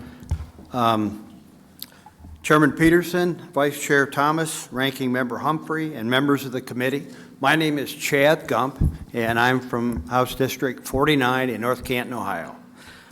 Today, my remarks are to refute two of the common claims that are made by some people that do oppose a convention of states, and appreciate everyone's time here today, and I've been asked to try to get the things out of there that we've already discussed. I'll do the best I can on that, okay? The first claim that you might not have thought about is that somebody said, well, there's absolutely no rules in the Constitution for how to run an Article 5 convention. So it's a good question, and then the question becomes, well, it could go anywhere without any rules. So reverting back to that Professor Nadelson that you heard him talk about a little bit earlier, he explains to the Marquette Law Review in an article from 2020, and I want to say it exactly the way he said it, so I'll try to keep it moving, okay? He said, competent constitutional scholars do not assume a phrase has no meaning merely because the Constitution and the framers' records do not define it. The usual reason for the lack of definition is the term is so well known and understood that there's no need to explain it. Things like illustrated phrases like original jurisdiction or trial by jury, those weren't originally explained out well either, but they were well known. So really, for that reason, the founders didn't really put a lot of time into not wasting space, but taking space out of the Constitution. The other thing that I found very interesting is that there were 11 multi-state constitutions already in process or completed just after the signing of the declarations, and so we already had a background on what the rules would be. And some of those we already talked about. I'm going to hit on it real quick. We already talked about the state legislators are going to select who's going to be involved in it. We kind of talked about that a little bit. We talked about the voting, and I do want to click on one thing at the end was if the majority of states did not endorse a particular solution, it just wasn't adopted, it wasn't proposed. So if, kind of maybe explains itself, but I wanted you to know that. So there really isn't any claim that there are no rules for an Article 5 convention. Another claim would be the fact that since Congress calls the convention, well, why don't they just take it over and run it in the ground or do whatever they want? But he explained also in that it had been very clearly through multi-state conventions seen before that they could determine the time and the place and the purpose, but that's as far as they could go. So that was what they were, that's what their responsibility was. And he further clarifies that the overriding purpose of the state application and convention procedure is to bypass Congress. So if Congress could structure the convention, this would largely defeat the overriding purpose, which makes sense.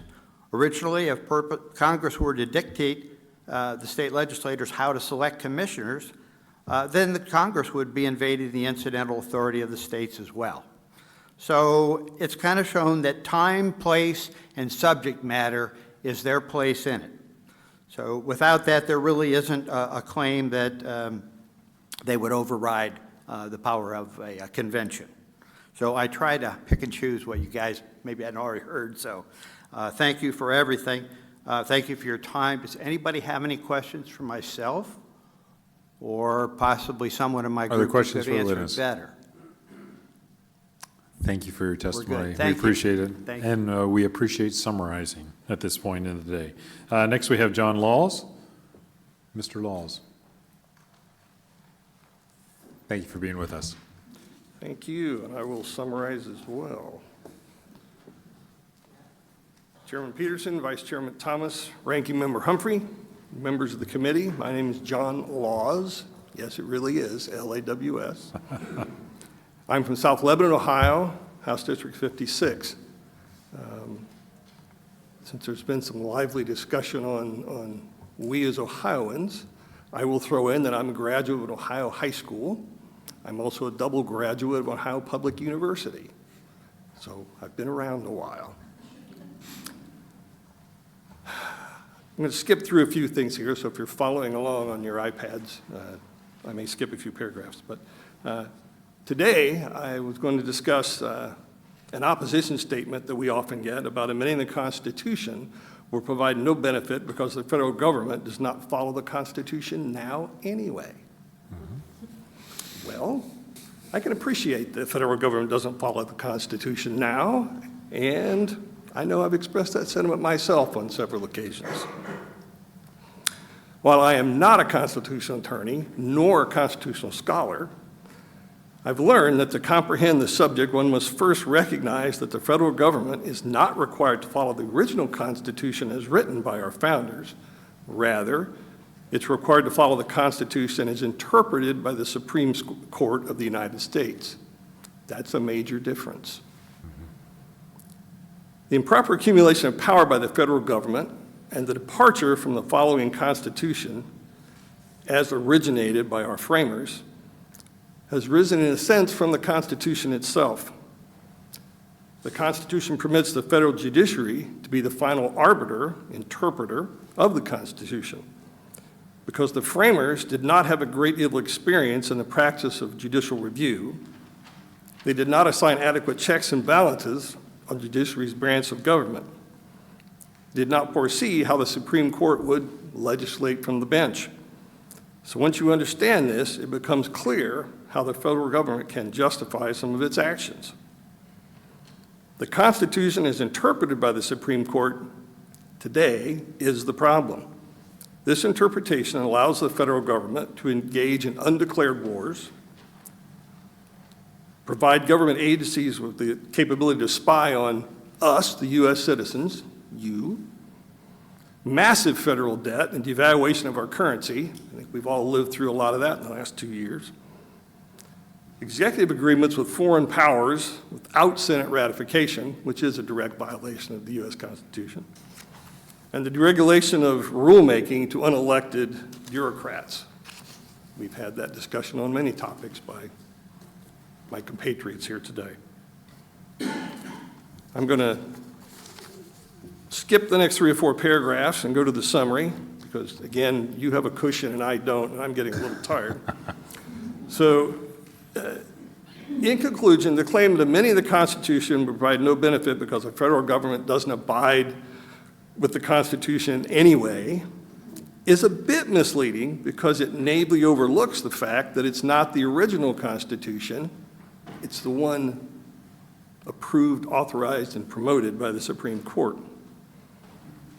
Through changes to the existing Constitution using an Article 5 convention, we can resolve most of this, or at least improve our lot in life and where we are with everything that we live and do. So it could return us to a separation of powers that's more acceptable. It could return us to a closer to the federalism that our country was originally founded on. And I would add, in doing this research and talking to many people, I probably knocked on 500 doors last year. Republicans, Democrats, non-committed. And at least 80% of those doors I knocked on approved of the 3 principles we're presenting to you today, Article 5. And we had many lively conversations about all the things that are going on, and I heard some of those exact feelings expressed from those folks out in the field too, on both sides of the aisle. So we need to do something. We need to move forward as a country. And we do have a huge divide in front of us. And a person mentioned that today. Let's try to build a bridge across that divide. Let's use the Article 5 process to get that done, to make progress, to push this forward. Because if we continue to ignore the ability that we're given in the Constitution to make that attempt, we're not going to go any further than we are today. Thank you for having me. I'll answer questions as I might be able. Other questions for the witness? Representative Brown. Thank you. Thank you for your testimony, sir.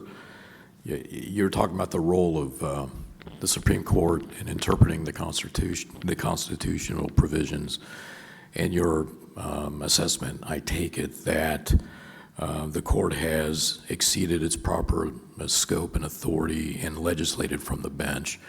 You say you're not a lawyer. I've been a lawyer 42 years, and my observation is that if someone agrees with a Supreme Court decision, they tend to believe that the court made a rational, reasoned decision based upon the facts and the law, and that their decision was well within their scope and authority and purview. But if they disagree with the decision, they tend to say that the court was legislating from the bench. And have you experienced that as well, or am I looking at it from not your vantage point? I probably actually see it more as you see it from, again, not being an attorney. I spent very little time in my life, in fact, almost no time in my life in a court. So I have can't pull an immediate, sort of one-to-one to that. My observation is, in the reading and study that I've done, this is sort of a process of death by a thousand cuts.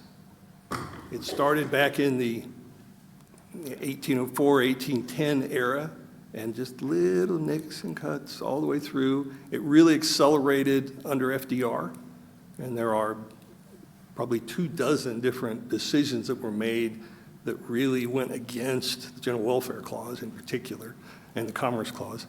And then that sort of has continued through where we are today. Were some of those things necessary? Absolutely. Were some of those things good for the general welfare? Absolutely. Some of the reverse may be as well true. So that's my opinion as a citizen of this state and this country. Again, I'm not an attorney. I chose not to spend time in courts and instead invested my career in technology and making sure you had things like you have today to follow me along when I'm talking. Thank you for your testimony. Appreciate you being with us. Next, we have Susan Dunn. Ms. Dunn.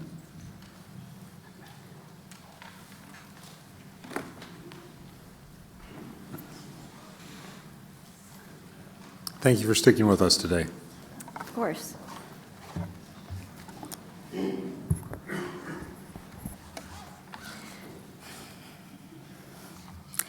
Chairman Peterson, Vice Chair Thomas, Ranking Member Humphreys, and members of the committee. I am Susan K. Dunn from Westchester, Ohio, House District 45. I am a supporter of Convention of States and HJR 3. One of the frustrating things that I have experienced in my time with Convention of States is how opposition has stood up in hearings like this one and used only partial quotes to mislead the committee. Today, I want to address one of the false claims that they have made before and will probably make again. It is the claim that the late Supreme Court Justice Antonin Scalia was opposed to Article 5 conventions. To achieve their objective, our opposition has cherry-picked a statement from Antonin Scalia while ignoring other statements that he made. During an interview with the Kolb Report in 2014, Justice Scalia was asked the question, if you could amend the Constitution in one way, what would it be and why? He responded saying, quote, I certainly would not want a constitutional convention. I mean, whoa, who knows what would come out of that? Then Scalia continued to speak, yet the opposition ends their quotation of his comments right there. They want you to believe that when Antonin Scalia said he would not want a constitutional convention, that he was referring to an Article 5 convention for proposing amendments. At first blush, it's not clear what he meant when he said constitutional convention. Was he referring to an Article 5 convention for proposing amendments, or a constitutional convention for writing a whole new constitution, like the one held in Philadelphia in 1787? Perhaps we can gain a clue from the rest of his statement. Here is his entire statement. Quote, "I certainly would not want a constitutional convention. I mean, whoa, who knows what would come out of that? But if there were a targeted amendment that were adopted by the states, I think the only provision I would amend is the amendment provision. I figured out at one time what percentage of the populace could prevent an amendment to the Constitution, and if you take a bare majority of the smallest states by population, I think something less than 2% of the people could prevent a constitutional amendment. It ought to be hard, but it shouldn't be that hard," unquote. The full quotation makes it clear that Antonin Scalia supported amending the Constitution. In fact, he thought it should be easier to amend the Constitution by the states. This paints a very different picture. This suggests that when he was opposed to a constitutional convention, he was actually referring to a convention like the one in Philadelphia in 1787, not an Article 5 convention. Please note that our opposition will use the term con-con when they're actually referring to an Article 5 convention for proposing amendments. There have only been 2 constitutional conventions in U.S. history, the one in 1787 and one in 1861 for the Confederate Constitution. Our opposition's use of con-con causes confusion and reinforces the mental image or fear of a junta, not merely to propose some amendments, but would rewrite the entire Constitution. Don't be fooled. This is intentionally and totally misleading. For additional clarity on Antonin Scalia's true opinion, we can look to a 1979 panel in which he participated. This was at the time of the balanced budget amendment drive. Regarding Article 5 convention specifically, he said, quote, "The Congress is simply unwilling to give attention to many issues which it knows the people are concerned with, which issues involve restrictions upon the federal government's own power. I think the founders foresaw that, and they provided this method in order to enable a convention to remedy that. If the only way to get that convention is to take this minimal risk, then I think it is a reasonable risk to be undergone. I suggest if the only way to clarify the law, if the only way to remove us from utter bondage to the Congress is to take what I think to be a minimal risk on this limited convention, then let's take it," unquote. Antonin Scalia's own words. My testimony has included only this one example of our opposition partially quoting a historical figure or quoting them out of context in order to make it appear that they were opposed to Article 5 conventions, when in fact the opposite is true.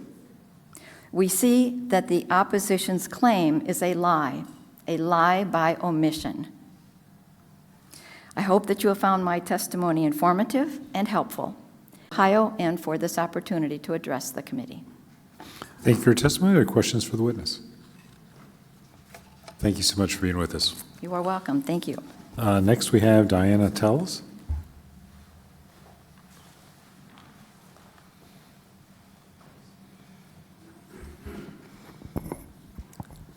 Chairman Peterson, Vice Chairman Thomas, Ranking Member Humphrey, and members of the committee.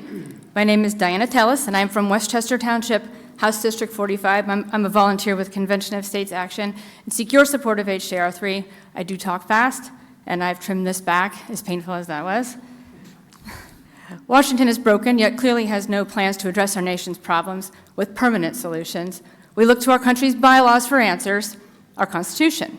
The state amending convention, under the authority of Article 5 of the Constitution, offers a safe, civil, and effective response to the country's dire situation.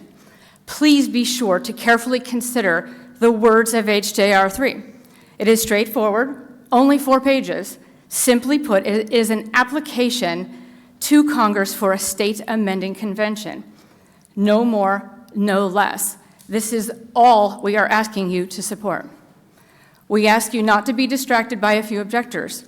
The passage of HJR 3 is far too important to allow its meaning to be overshadowed by doomsday predictions designed to impart fear in the hearts of Americans.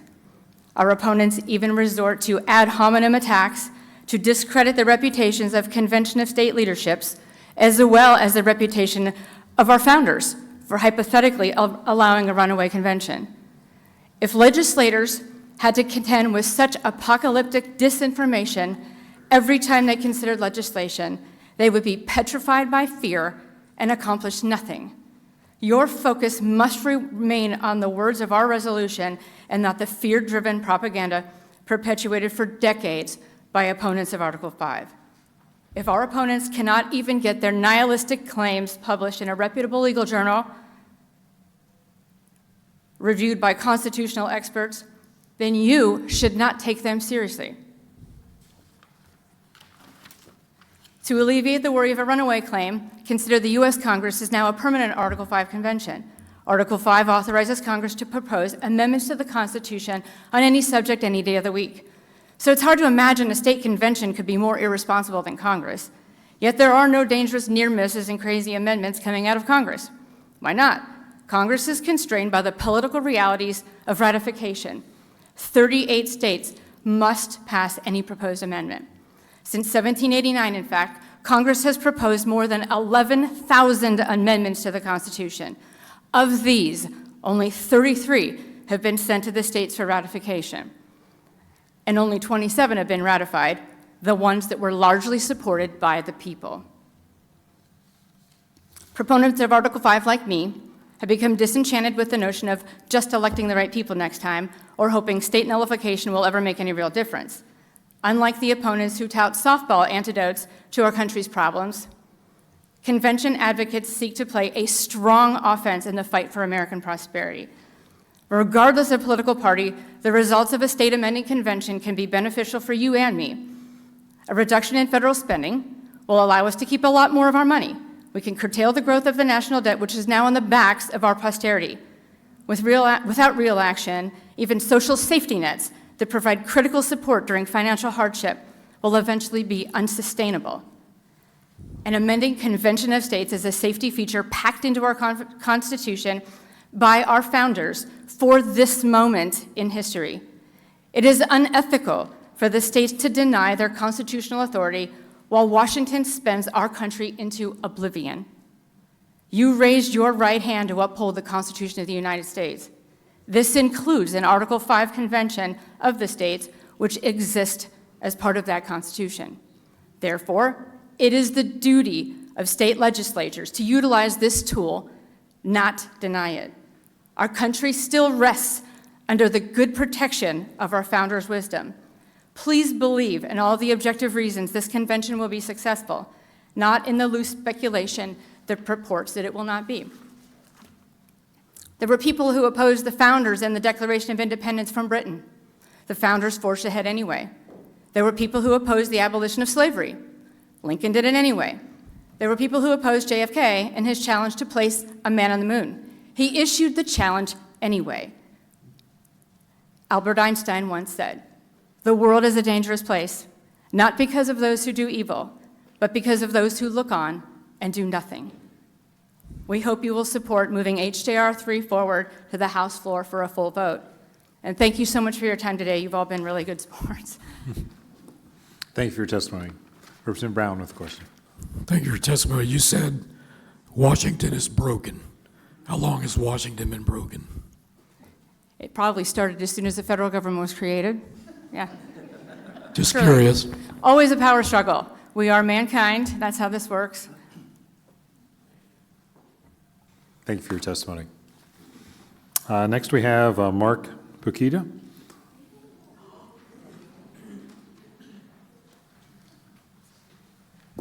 Mr. Pukita, you do not have to talk as fast, but you are welcome to if you choose to. I'm not sure I could do that. That was impressive.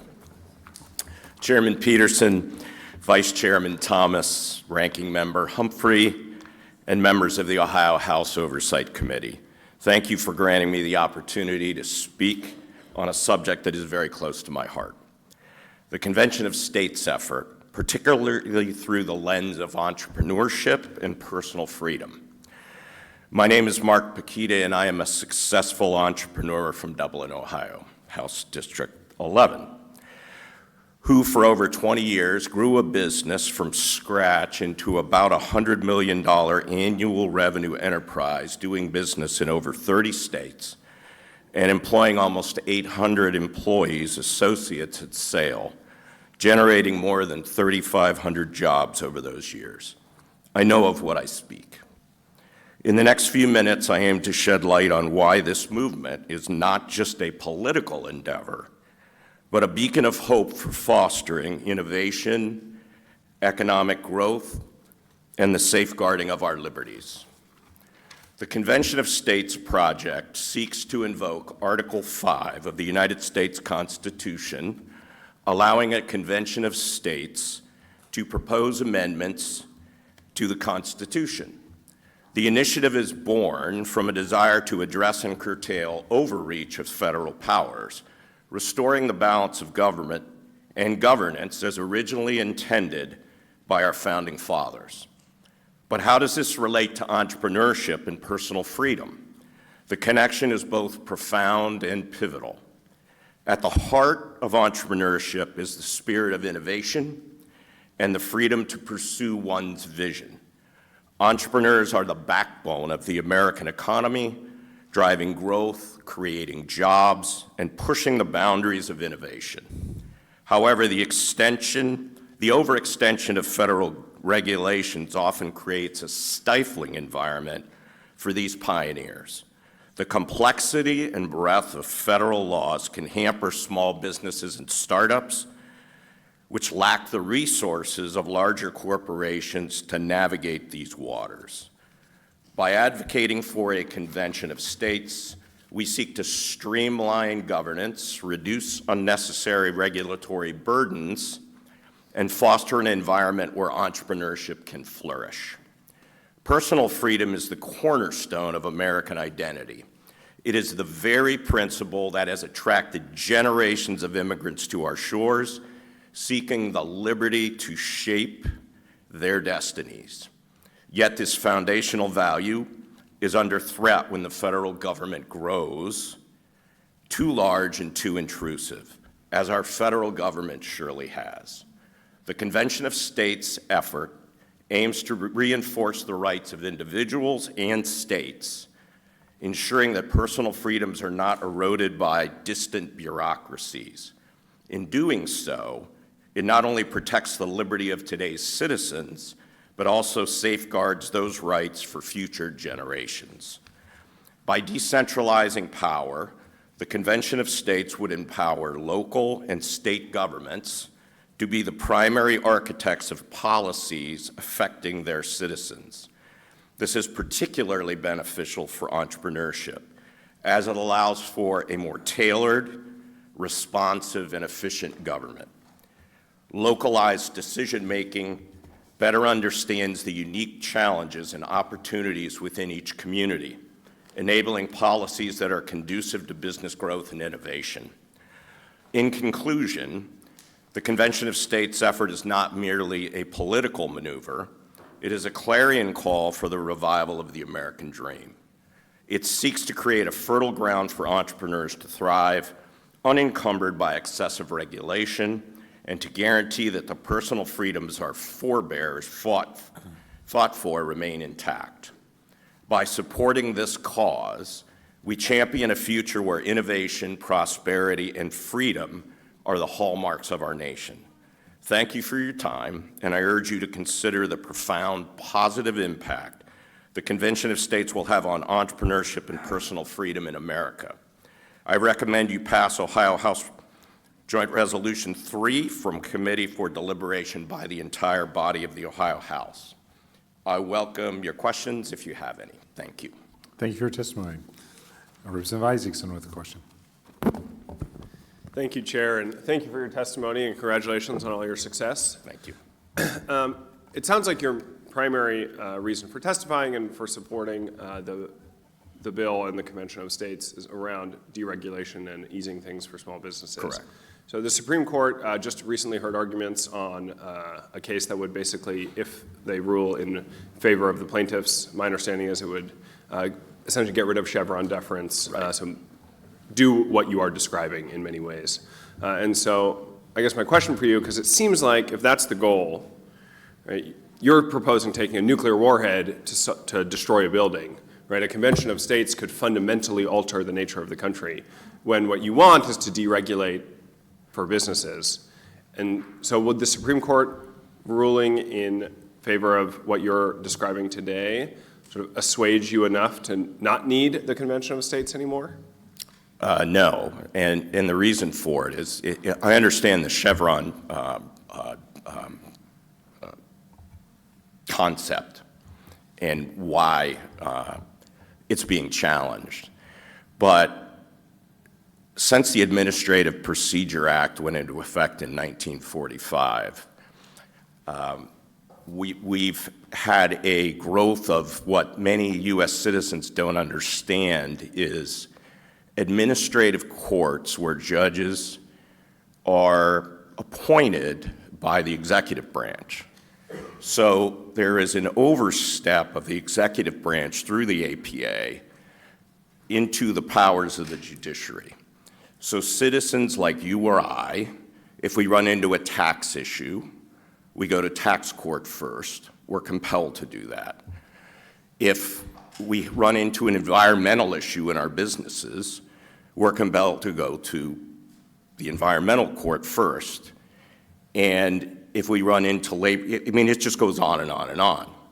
And then if we don't like the result there, then we get to go into the normal court system, part of the judicial branch. And that just puts a weight on us as citizens that's just insurmountable, because the government has the full faith and treasury of all U.S. taxpayers to fight U.S. taxpayers when there are issues like that. Chevron is not going to fix all of that. I think what we need is a balanced budget to get rid of the bloated bureaucracy, and we need term limits to get fresh blood, new ideas, and folks who are making a living off of not doing what their constituents want them to do, but what is in their best interest personally. Follow? Thank you for that. You mentioned the balanced budget piece, which you hadn't spoken about before. Do you have any concerns about the way that would absolutely gut our ability to fund our military and keep the country safe? No.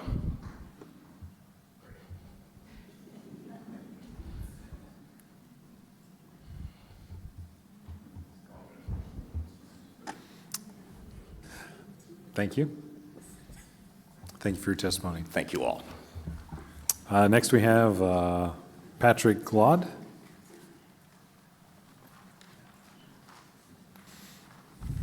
Thank you for being with us today. Chairman Peterson, Vice Chairman Thomas, Ranking Member Humphrey, members of this committee. First, I want to thank you for letting me stand up. My keister is getting rather sore. My name is Patrick Glaude, and I'm from Lyons, Ohio, and am represented in the Ohio House by Representative Scott Oelslager. I've been a political activist for well over 30 years, helping in various campaigns for offices at the federal, state, and local level. First, I want to thank you for this hearing, and most of all, I want to thank you for being public officials. Yours is not an easy job. It takes a lot of courage to be out on that street campaign, so thanks all of you. Today, I'm asking for your support of Article 5, a call for a limited convention proposing amendments to the United States Constitution to rectify injuries to our liberties. There will be much testimony on this subject, but I think the essential issue before us is being overlooked. Are we capable of self-governance? Do we still believe in representative government? Are we not concerned about the consolidated powers of the federal government? Consider that 250 years ago, our founding fathers fought King George, the English Parliament, and the most powerful military in the world. Many of their fellow citizens thought it was madness to oppose the dictates of an oppressive authoritarian government. Lucky for us, they did not heed the worries of the timid, but chose to fight the right for self-governance through the consent of the governed. The result was a freedom-loving people, confident in their ability to run their own lives and wise enough to be wary of consolidated power. Unfortunately, today we have a tyrannical federal bureaucracy that has its intent the destruction of these liberties by consolidating the powers of the legislative, executive, and judicial branches of government, destroying the concept of separation of powers. This principle of separation of powers and the consent of a governed are essential concepts to ensuring our freedoms. Consider first, federal agencies write the rules, which is a legislative function. Secondly, federal agencies enforce these rules. This is an executive function. Thirdly, if you disagree with these agencies, they will drag you into their administrative court. They will tell you why you're wrong, potentially fine you and/or throw you in jail, which is a judicial function. Think about what this might do to one of our farmers or small businessmen, owners who might run afoul of their incomprehensible rules. They will be adjudicated in their administrative courts and be judged without the right to a trial by their peers. King George and the British Parliament could only have wished to have these powers over our citizens. This brings me to my main point. Do we have the capacity for self-governance and enough concern for this concentration of powers? Are we so timid and worried that we'd rather give up our liberties to a corrupt, tyrannical Washington bureaucracy? Are we willing to strive to uphold the American dream of self-rule and secure these liberties? I'm sure you've all heard of Elizabeth Paul when at the Constitutional Convention, she seen Mr. Franklin walk by, and she says to Mr. Franklin, "What kind of government have you given us, Mr. Franklin?"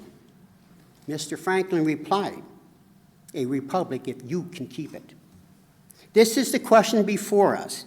Do we continue this process of creating a more perfect union? Article 5 is called for a convention of states to propose amendments to resolve and help the consent of the governed. Again, I want to thank you for considering these issues. And most of all, I want to thank all of you for running for public office. And if there's any questions, I thank you. Thank you for your testimony. Other questions for the witness? Representative Brown. Yeah, thanks for your testimony.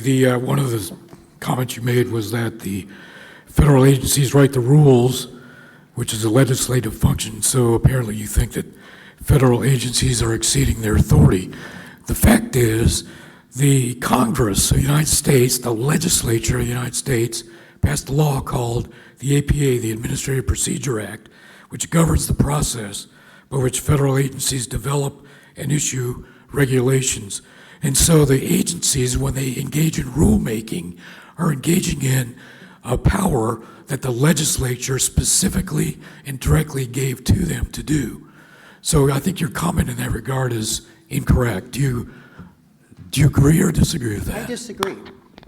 I believe that the legislators cannot sit there and transfer powers that they are obligated to have to another branch of the government. Follow up? It's not another branch of the government. It's a law that created. Agencies are not another branch of the government. They're all part of the executive branch of the government. The legislature has the power to enact laws, and they can delegate authority. That's constitutional. So if you don't agree, that's fine. You're entitled to your opinion. Well, I'm entitled to my opinion, and there's quite a few conversations going on now, particularly with the Chevron decision, as exactly where this law should go. And I think that as we look at it over a period of time, the legislators should pass the laws. But what they've done is they've taken their responsibilities and they've transferred it over to the bureaucratic state. And I think that's a very serious, dangerous thing that has happened, and it needs to be corrected over time. Thank you for your testimony. Thank you. So I have the time. Yeah, so I have the time at 1:59, but Contrary to what I said earlier, I think we have 3 or 4 more, and my inclination is just to work on through those 3 or 4. You are going to see members leave for 2 o'clock, and that's just fine. But let's go ahead and get finished. That way nobody has to worry about coming back in a couple hours. David Kelly is my next on my list. Mr. Kelly, thank you for your patience. Thank you for your patience. Appreciate it very much, and to all the committee members.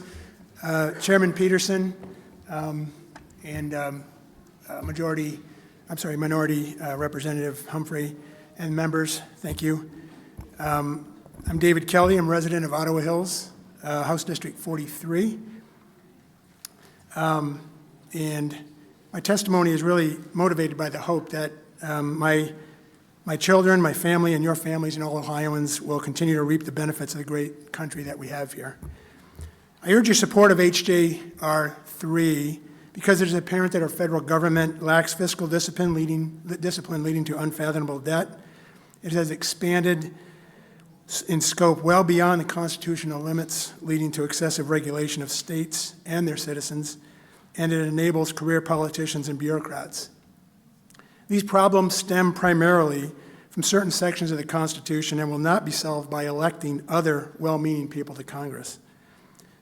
There's thus a need for reform, and to determine what reform is needed requires a conversation. Congress could initiate a conversation on these topics and suggest amendments to the Constitution.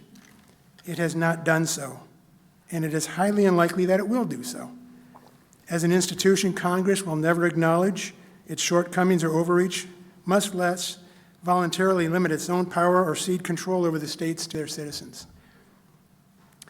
The drafters of the Constitution anticipated this eventuality and included Article 5 to permit state legislatures to begin a conversation among the states on how to remedy problems with federal governance. As has already been discussed, each of you took an oath under the U.S. Constitution. The U.S. Constitution requires state legislatures to have very few responsibilities under the U.S. Constitution for state legislatures. Aside from managing elections, perhaps the most important responsibility for state legislatures is to call a convention of states under Article 5 to discuss constitutional flaws. It's your duty to start the conversation.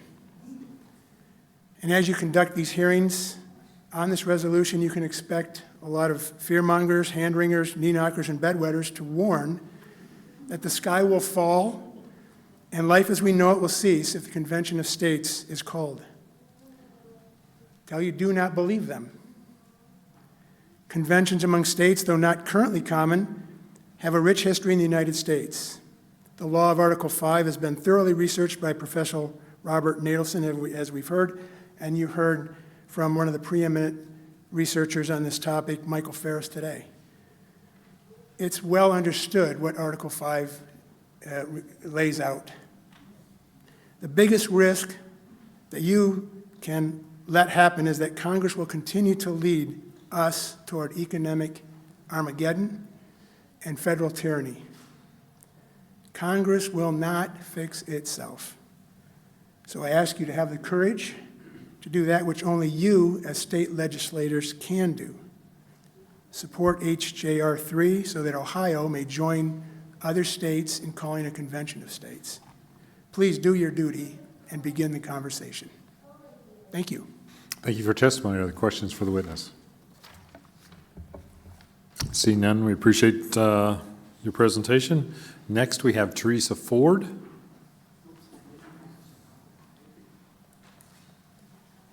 While Teresa's coming up, she is my favorite witness because she's from my district. So glad to have you here. Thank you. Please continue. Honorable Chairman Peterson, Vice Chairman Thomas, Ranking Member Humphrey, and members of the committee. Good afternoon. I am Teresa Ford from Chillicothe, Ohio. I've been a volunteer for Convention of States for about 5 months.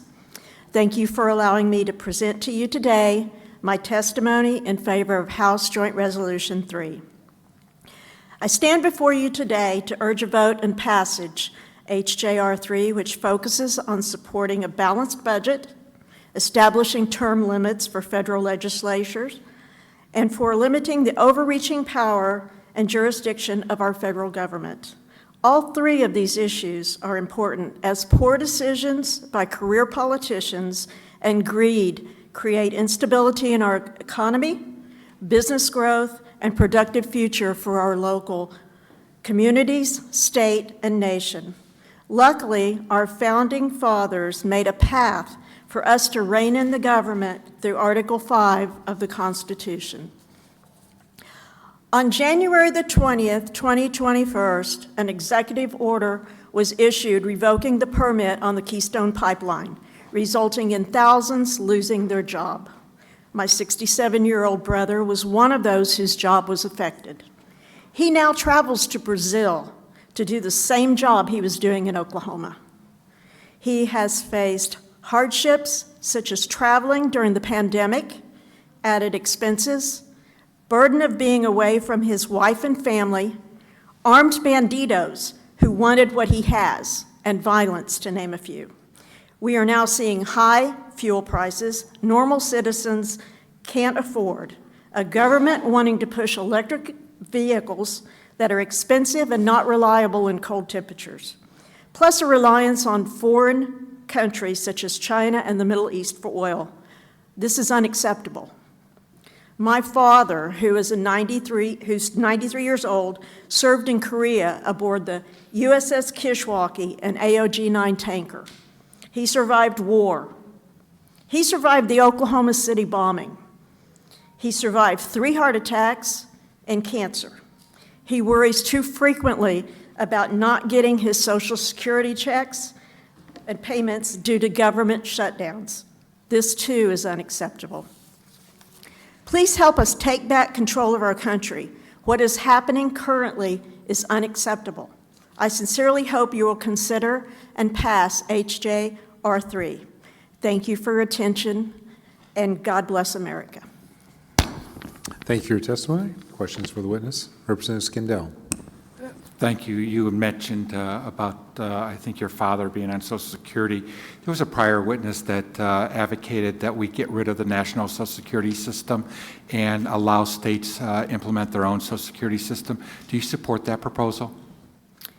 I would have to know more about that, if it would be productive and it would stay the same without government shutdowns. Too many people are relying on Social Security payments as their only source of income.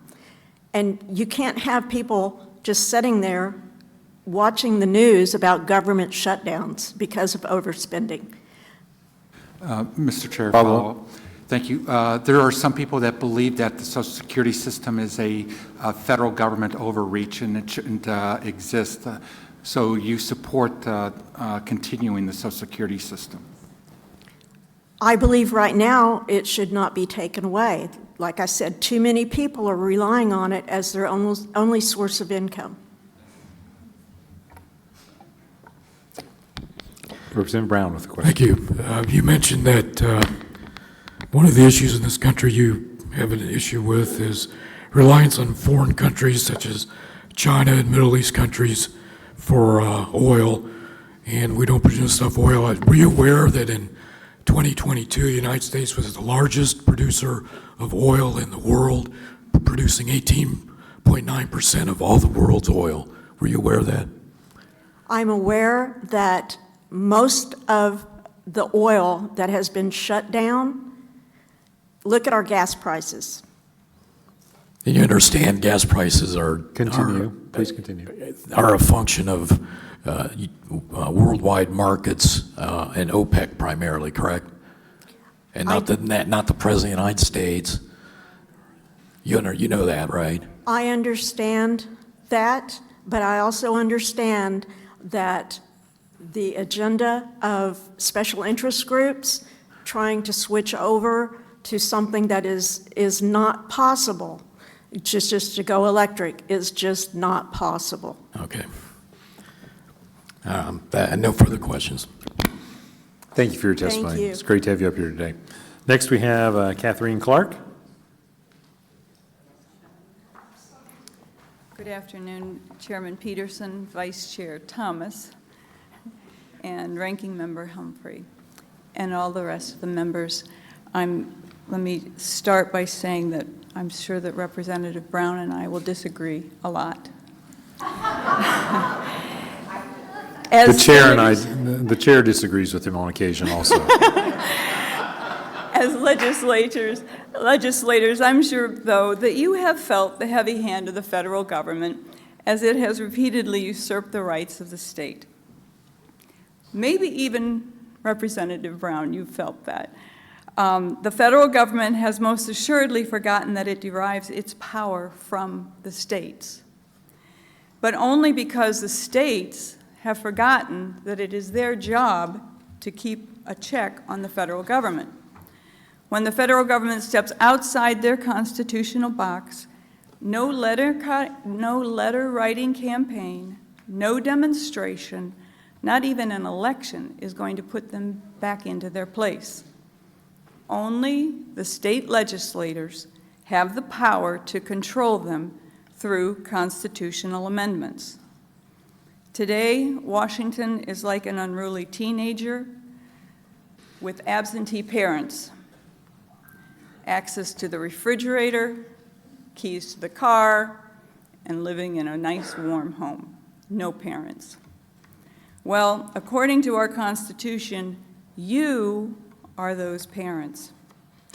Please show up. I'm standing here before you asking you to be the great statesmen and stateswomen that we need right now, that we needed years ago. I cannot fix Washington, but you can. An Article 5 Convention of States is for you to enact. It is your responsibility. Indeed, it is your obligation.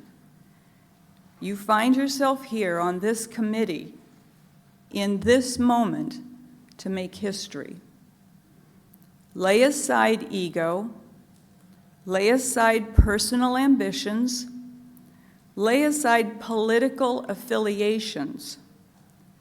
Be great for us. Thank you. Thank you for your testimony. Thank you. Appreciate you being with us today. Next, we have Mark Maltby. And while he's coming up, I should say, I apologize, Representative Brown. I was having fun, and I have great respect for my colleague and the questions he asks. So I apologize. And just for the record, there are a lot of people who do agree with me. They're just not in this room.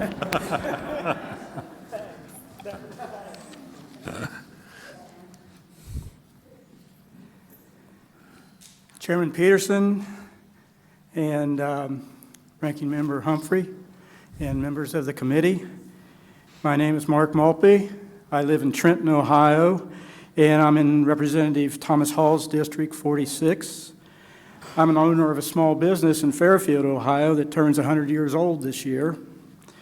I'm a volunteer with AMAC Action, and we seek your support with HJR 3. AMAC Action is an advocacy affiliate of the Association of Mature American Citizens, which has over 2.2 million member conservatives and an alternative to the AARP. Over 90,000 Ohioans are AMAC members, and I'm pleased to present our views and recommendations. We strongly support the calling of the Convention of the States for the purpose of developing a critically needed fiscal responsibility amendment to stop the Congress's runaway spending and explosion of our national debt, as well as the restraint of the federal government's overreach into matters that are the province of the states.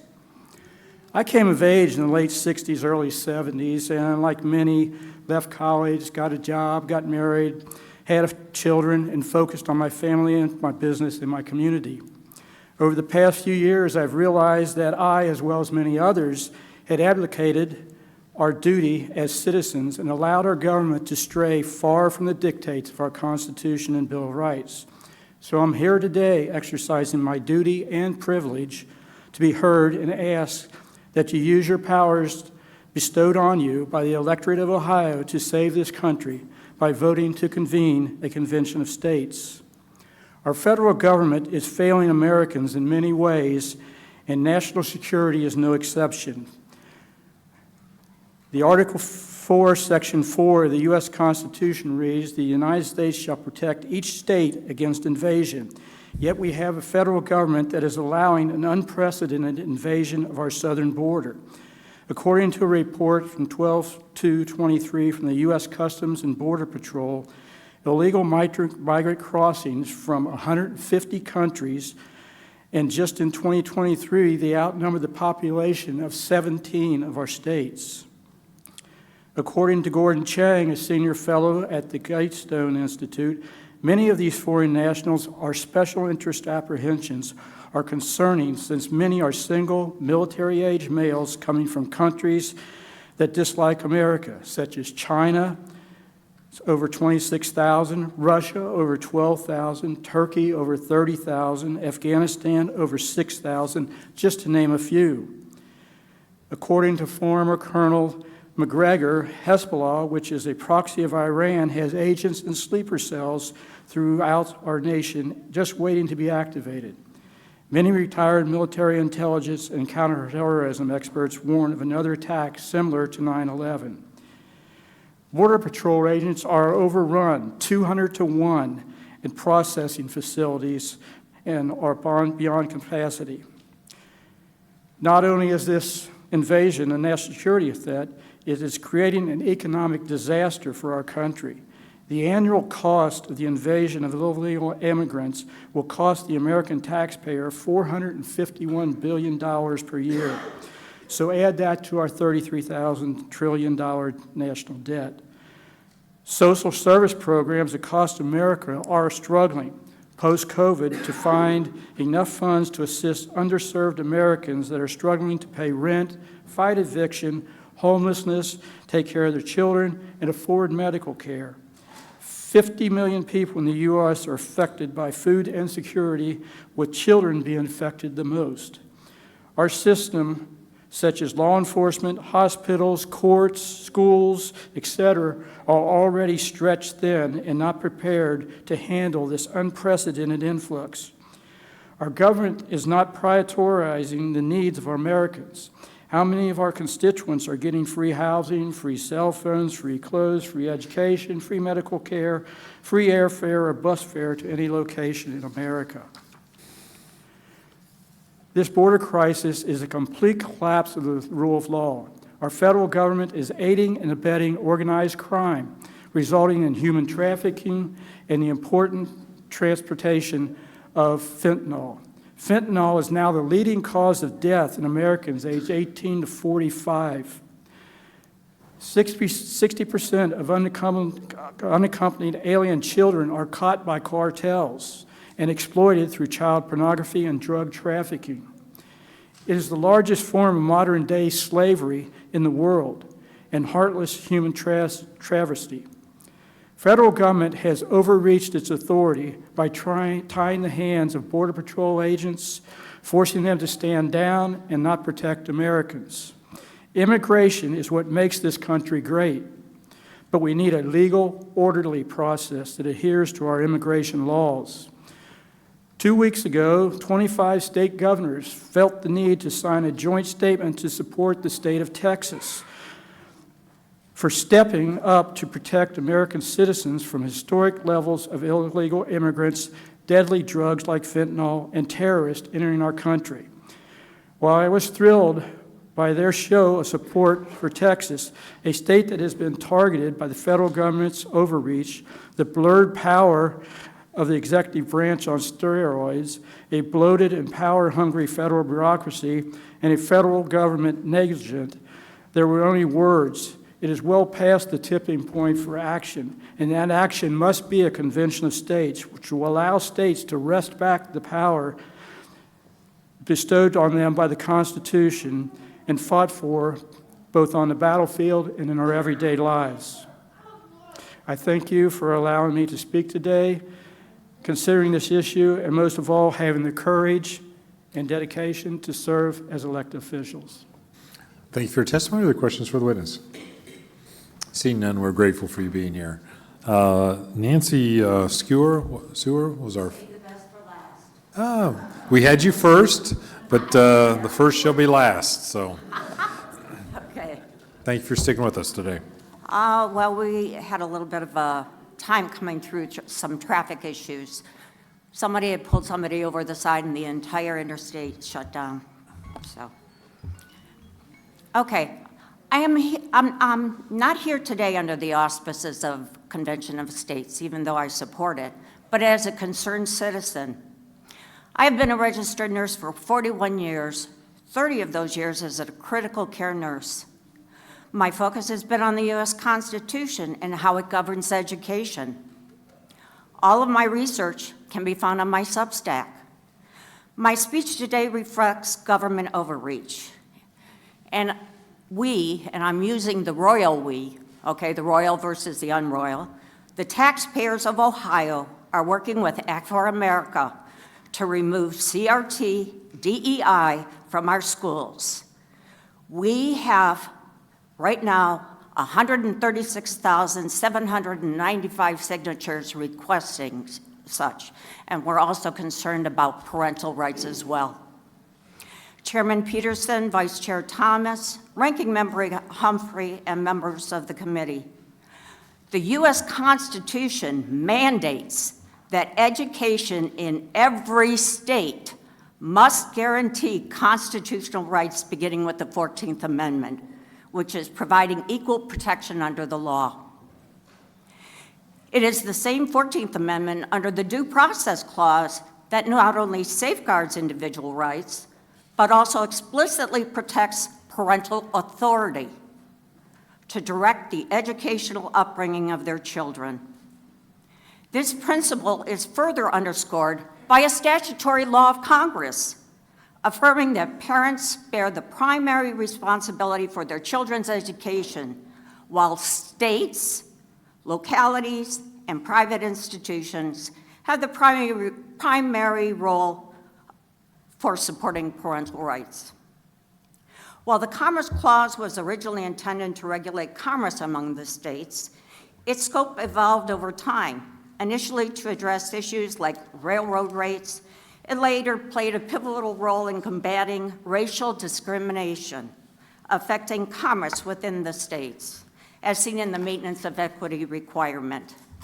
However, a significant change occurred with the Democratic-controlled Congress amending the Commerce Clause under the American Rescue Plan in December of 2021 and introduced the maintenance of equity requirements, compelling the inclusion of critical race theory in educational programs. CRT, a framework highlighting inherent racial bias in societal institutions, has sparked controversy with its binary classification of individuals as either oppressors or oppressed. The change of the Commerce Clause to promote critical race theory and to diversity, equity, and inclusion raises immediate concerns because it infringes on constitutional rights, particularly those of white students.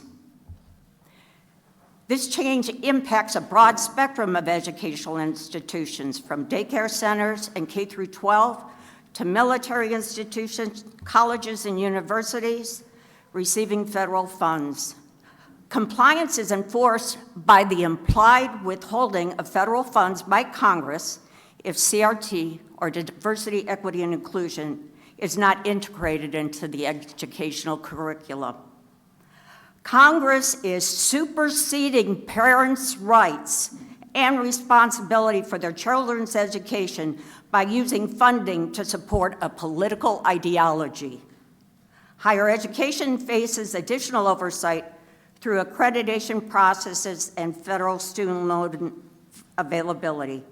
As stated in the opening paragraph, the U.S. Constitution mandates that parents have the ultimate responsibility for education of their children.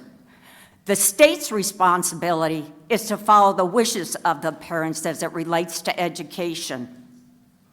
What is fundamental to every citizen in the state of Ohio is best described under the Equal Protection Clause of the 14th Amendment, which provides that no state shall deny to any person within its jurisdiction the equal protection of the laws.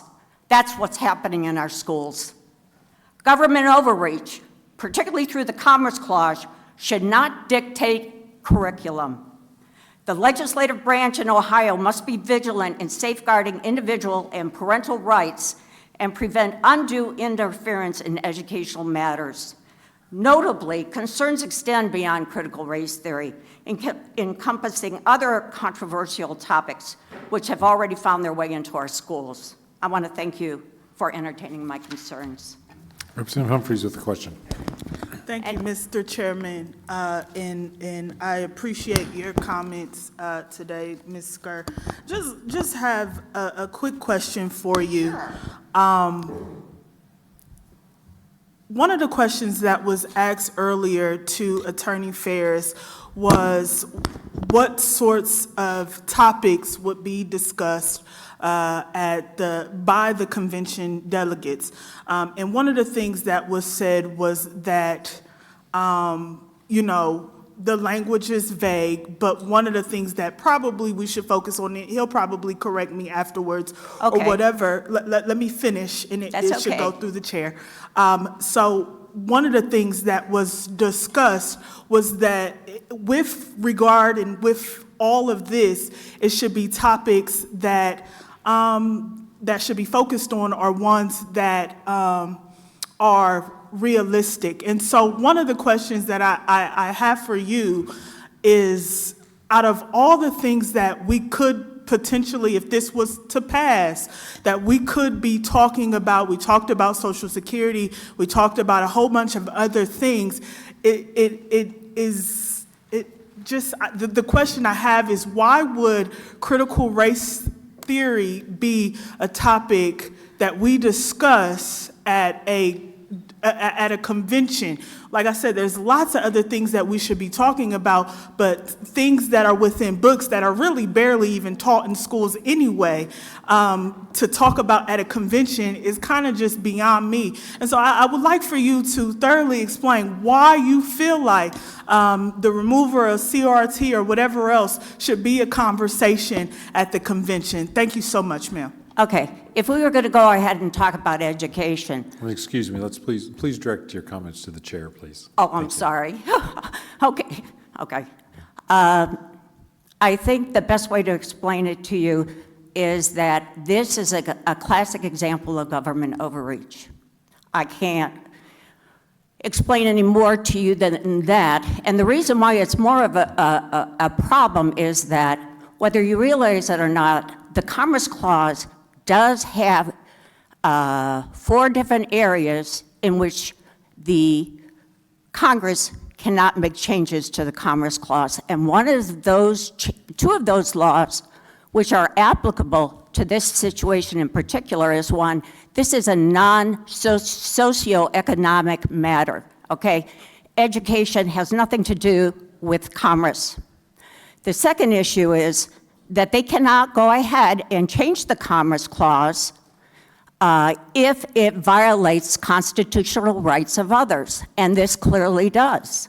This is a matter of government overreach. They're going ahead and insisting that we have to have critical race theory, which, by the way, is not supported by our Constitution. This is racism to its core. It horrifies me to see what's going on in these schools, what they're doing to our children. We have a situation in Akron where they had all the white students get on their hands and knees. So with apologies, if I could interrupt. You want to apologize? We are kind of far afield from.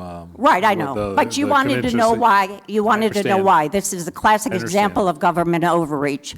Again, with apologies, we're kind of far afield from the Convention of States issue that this is part of this bill. There are other bills in the legislature working through dealing with this, and the testimony would probably be better directed for some other bills. I understand that, but this is a classic example. With no further business before us, I appreciate everybody being here. There's extensive written testimony. This will conclude the hearing. We are adjourned. Have a great day.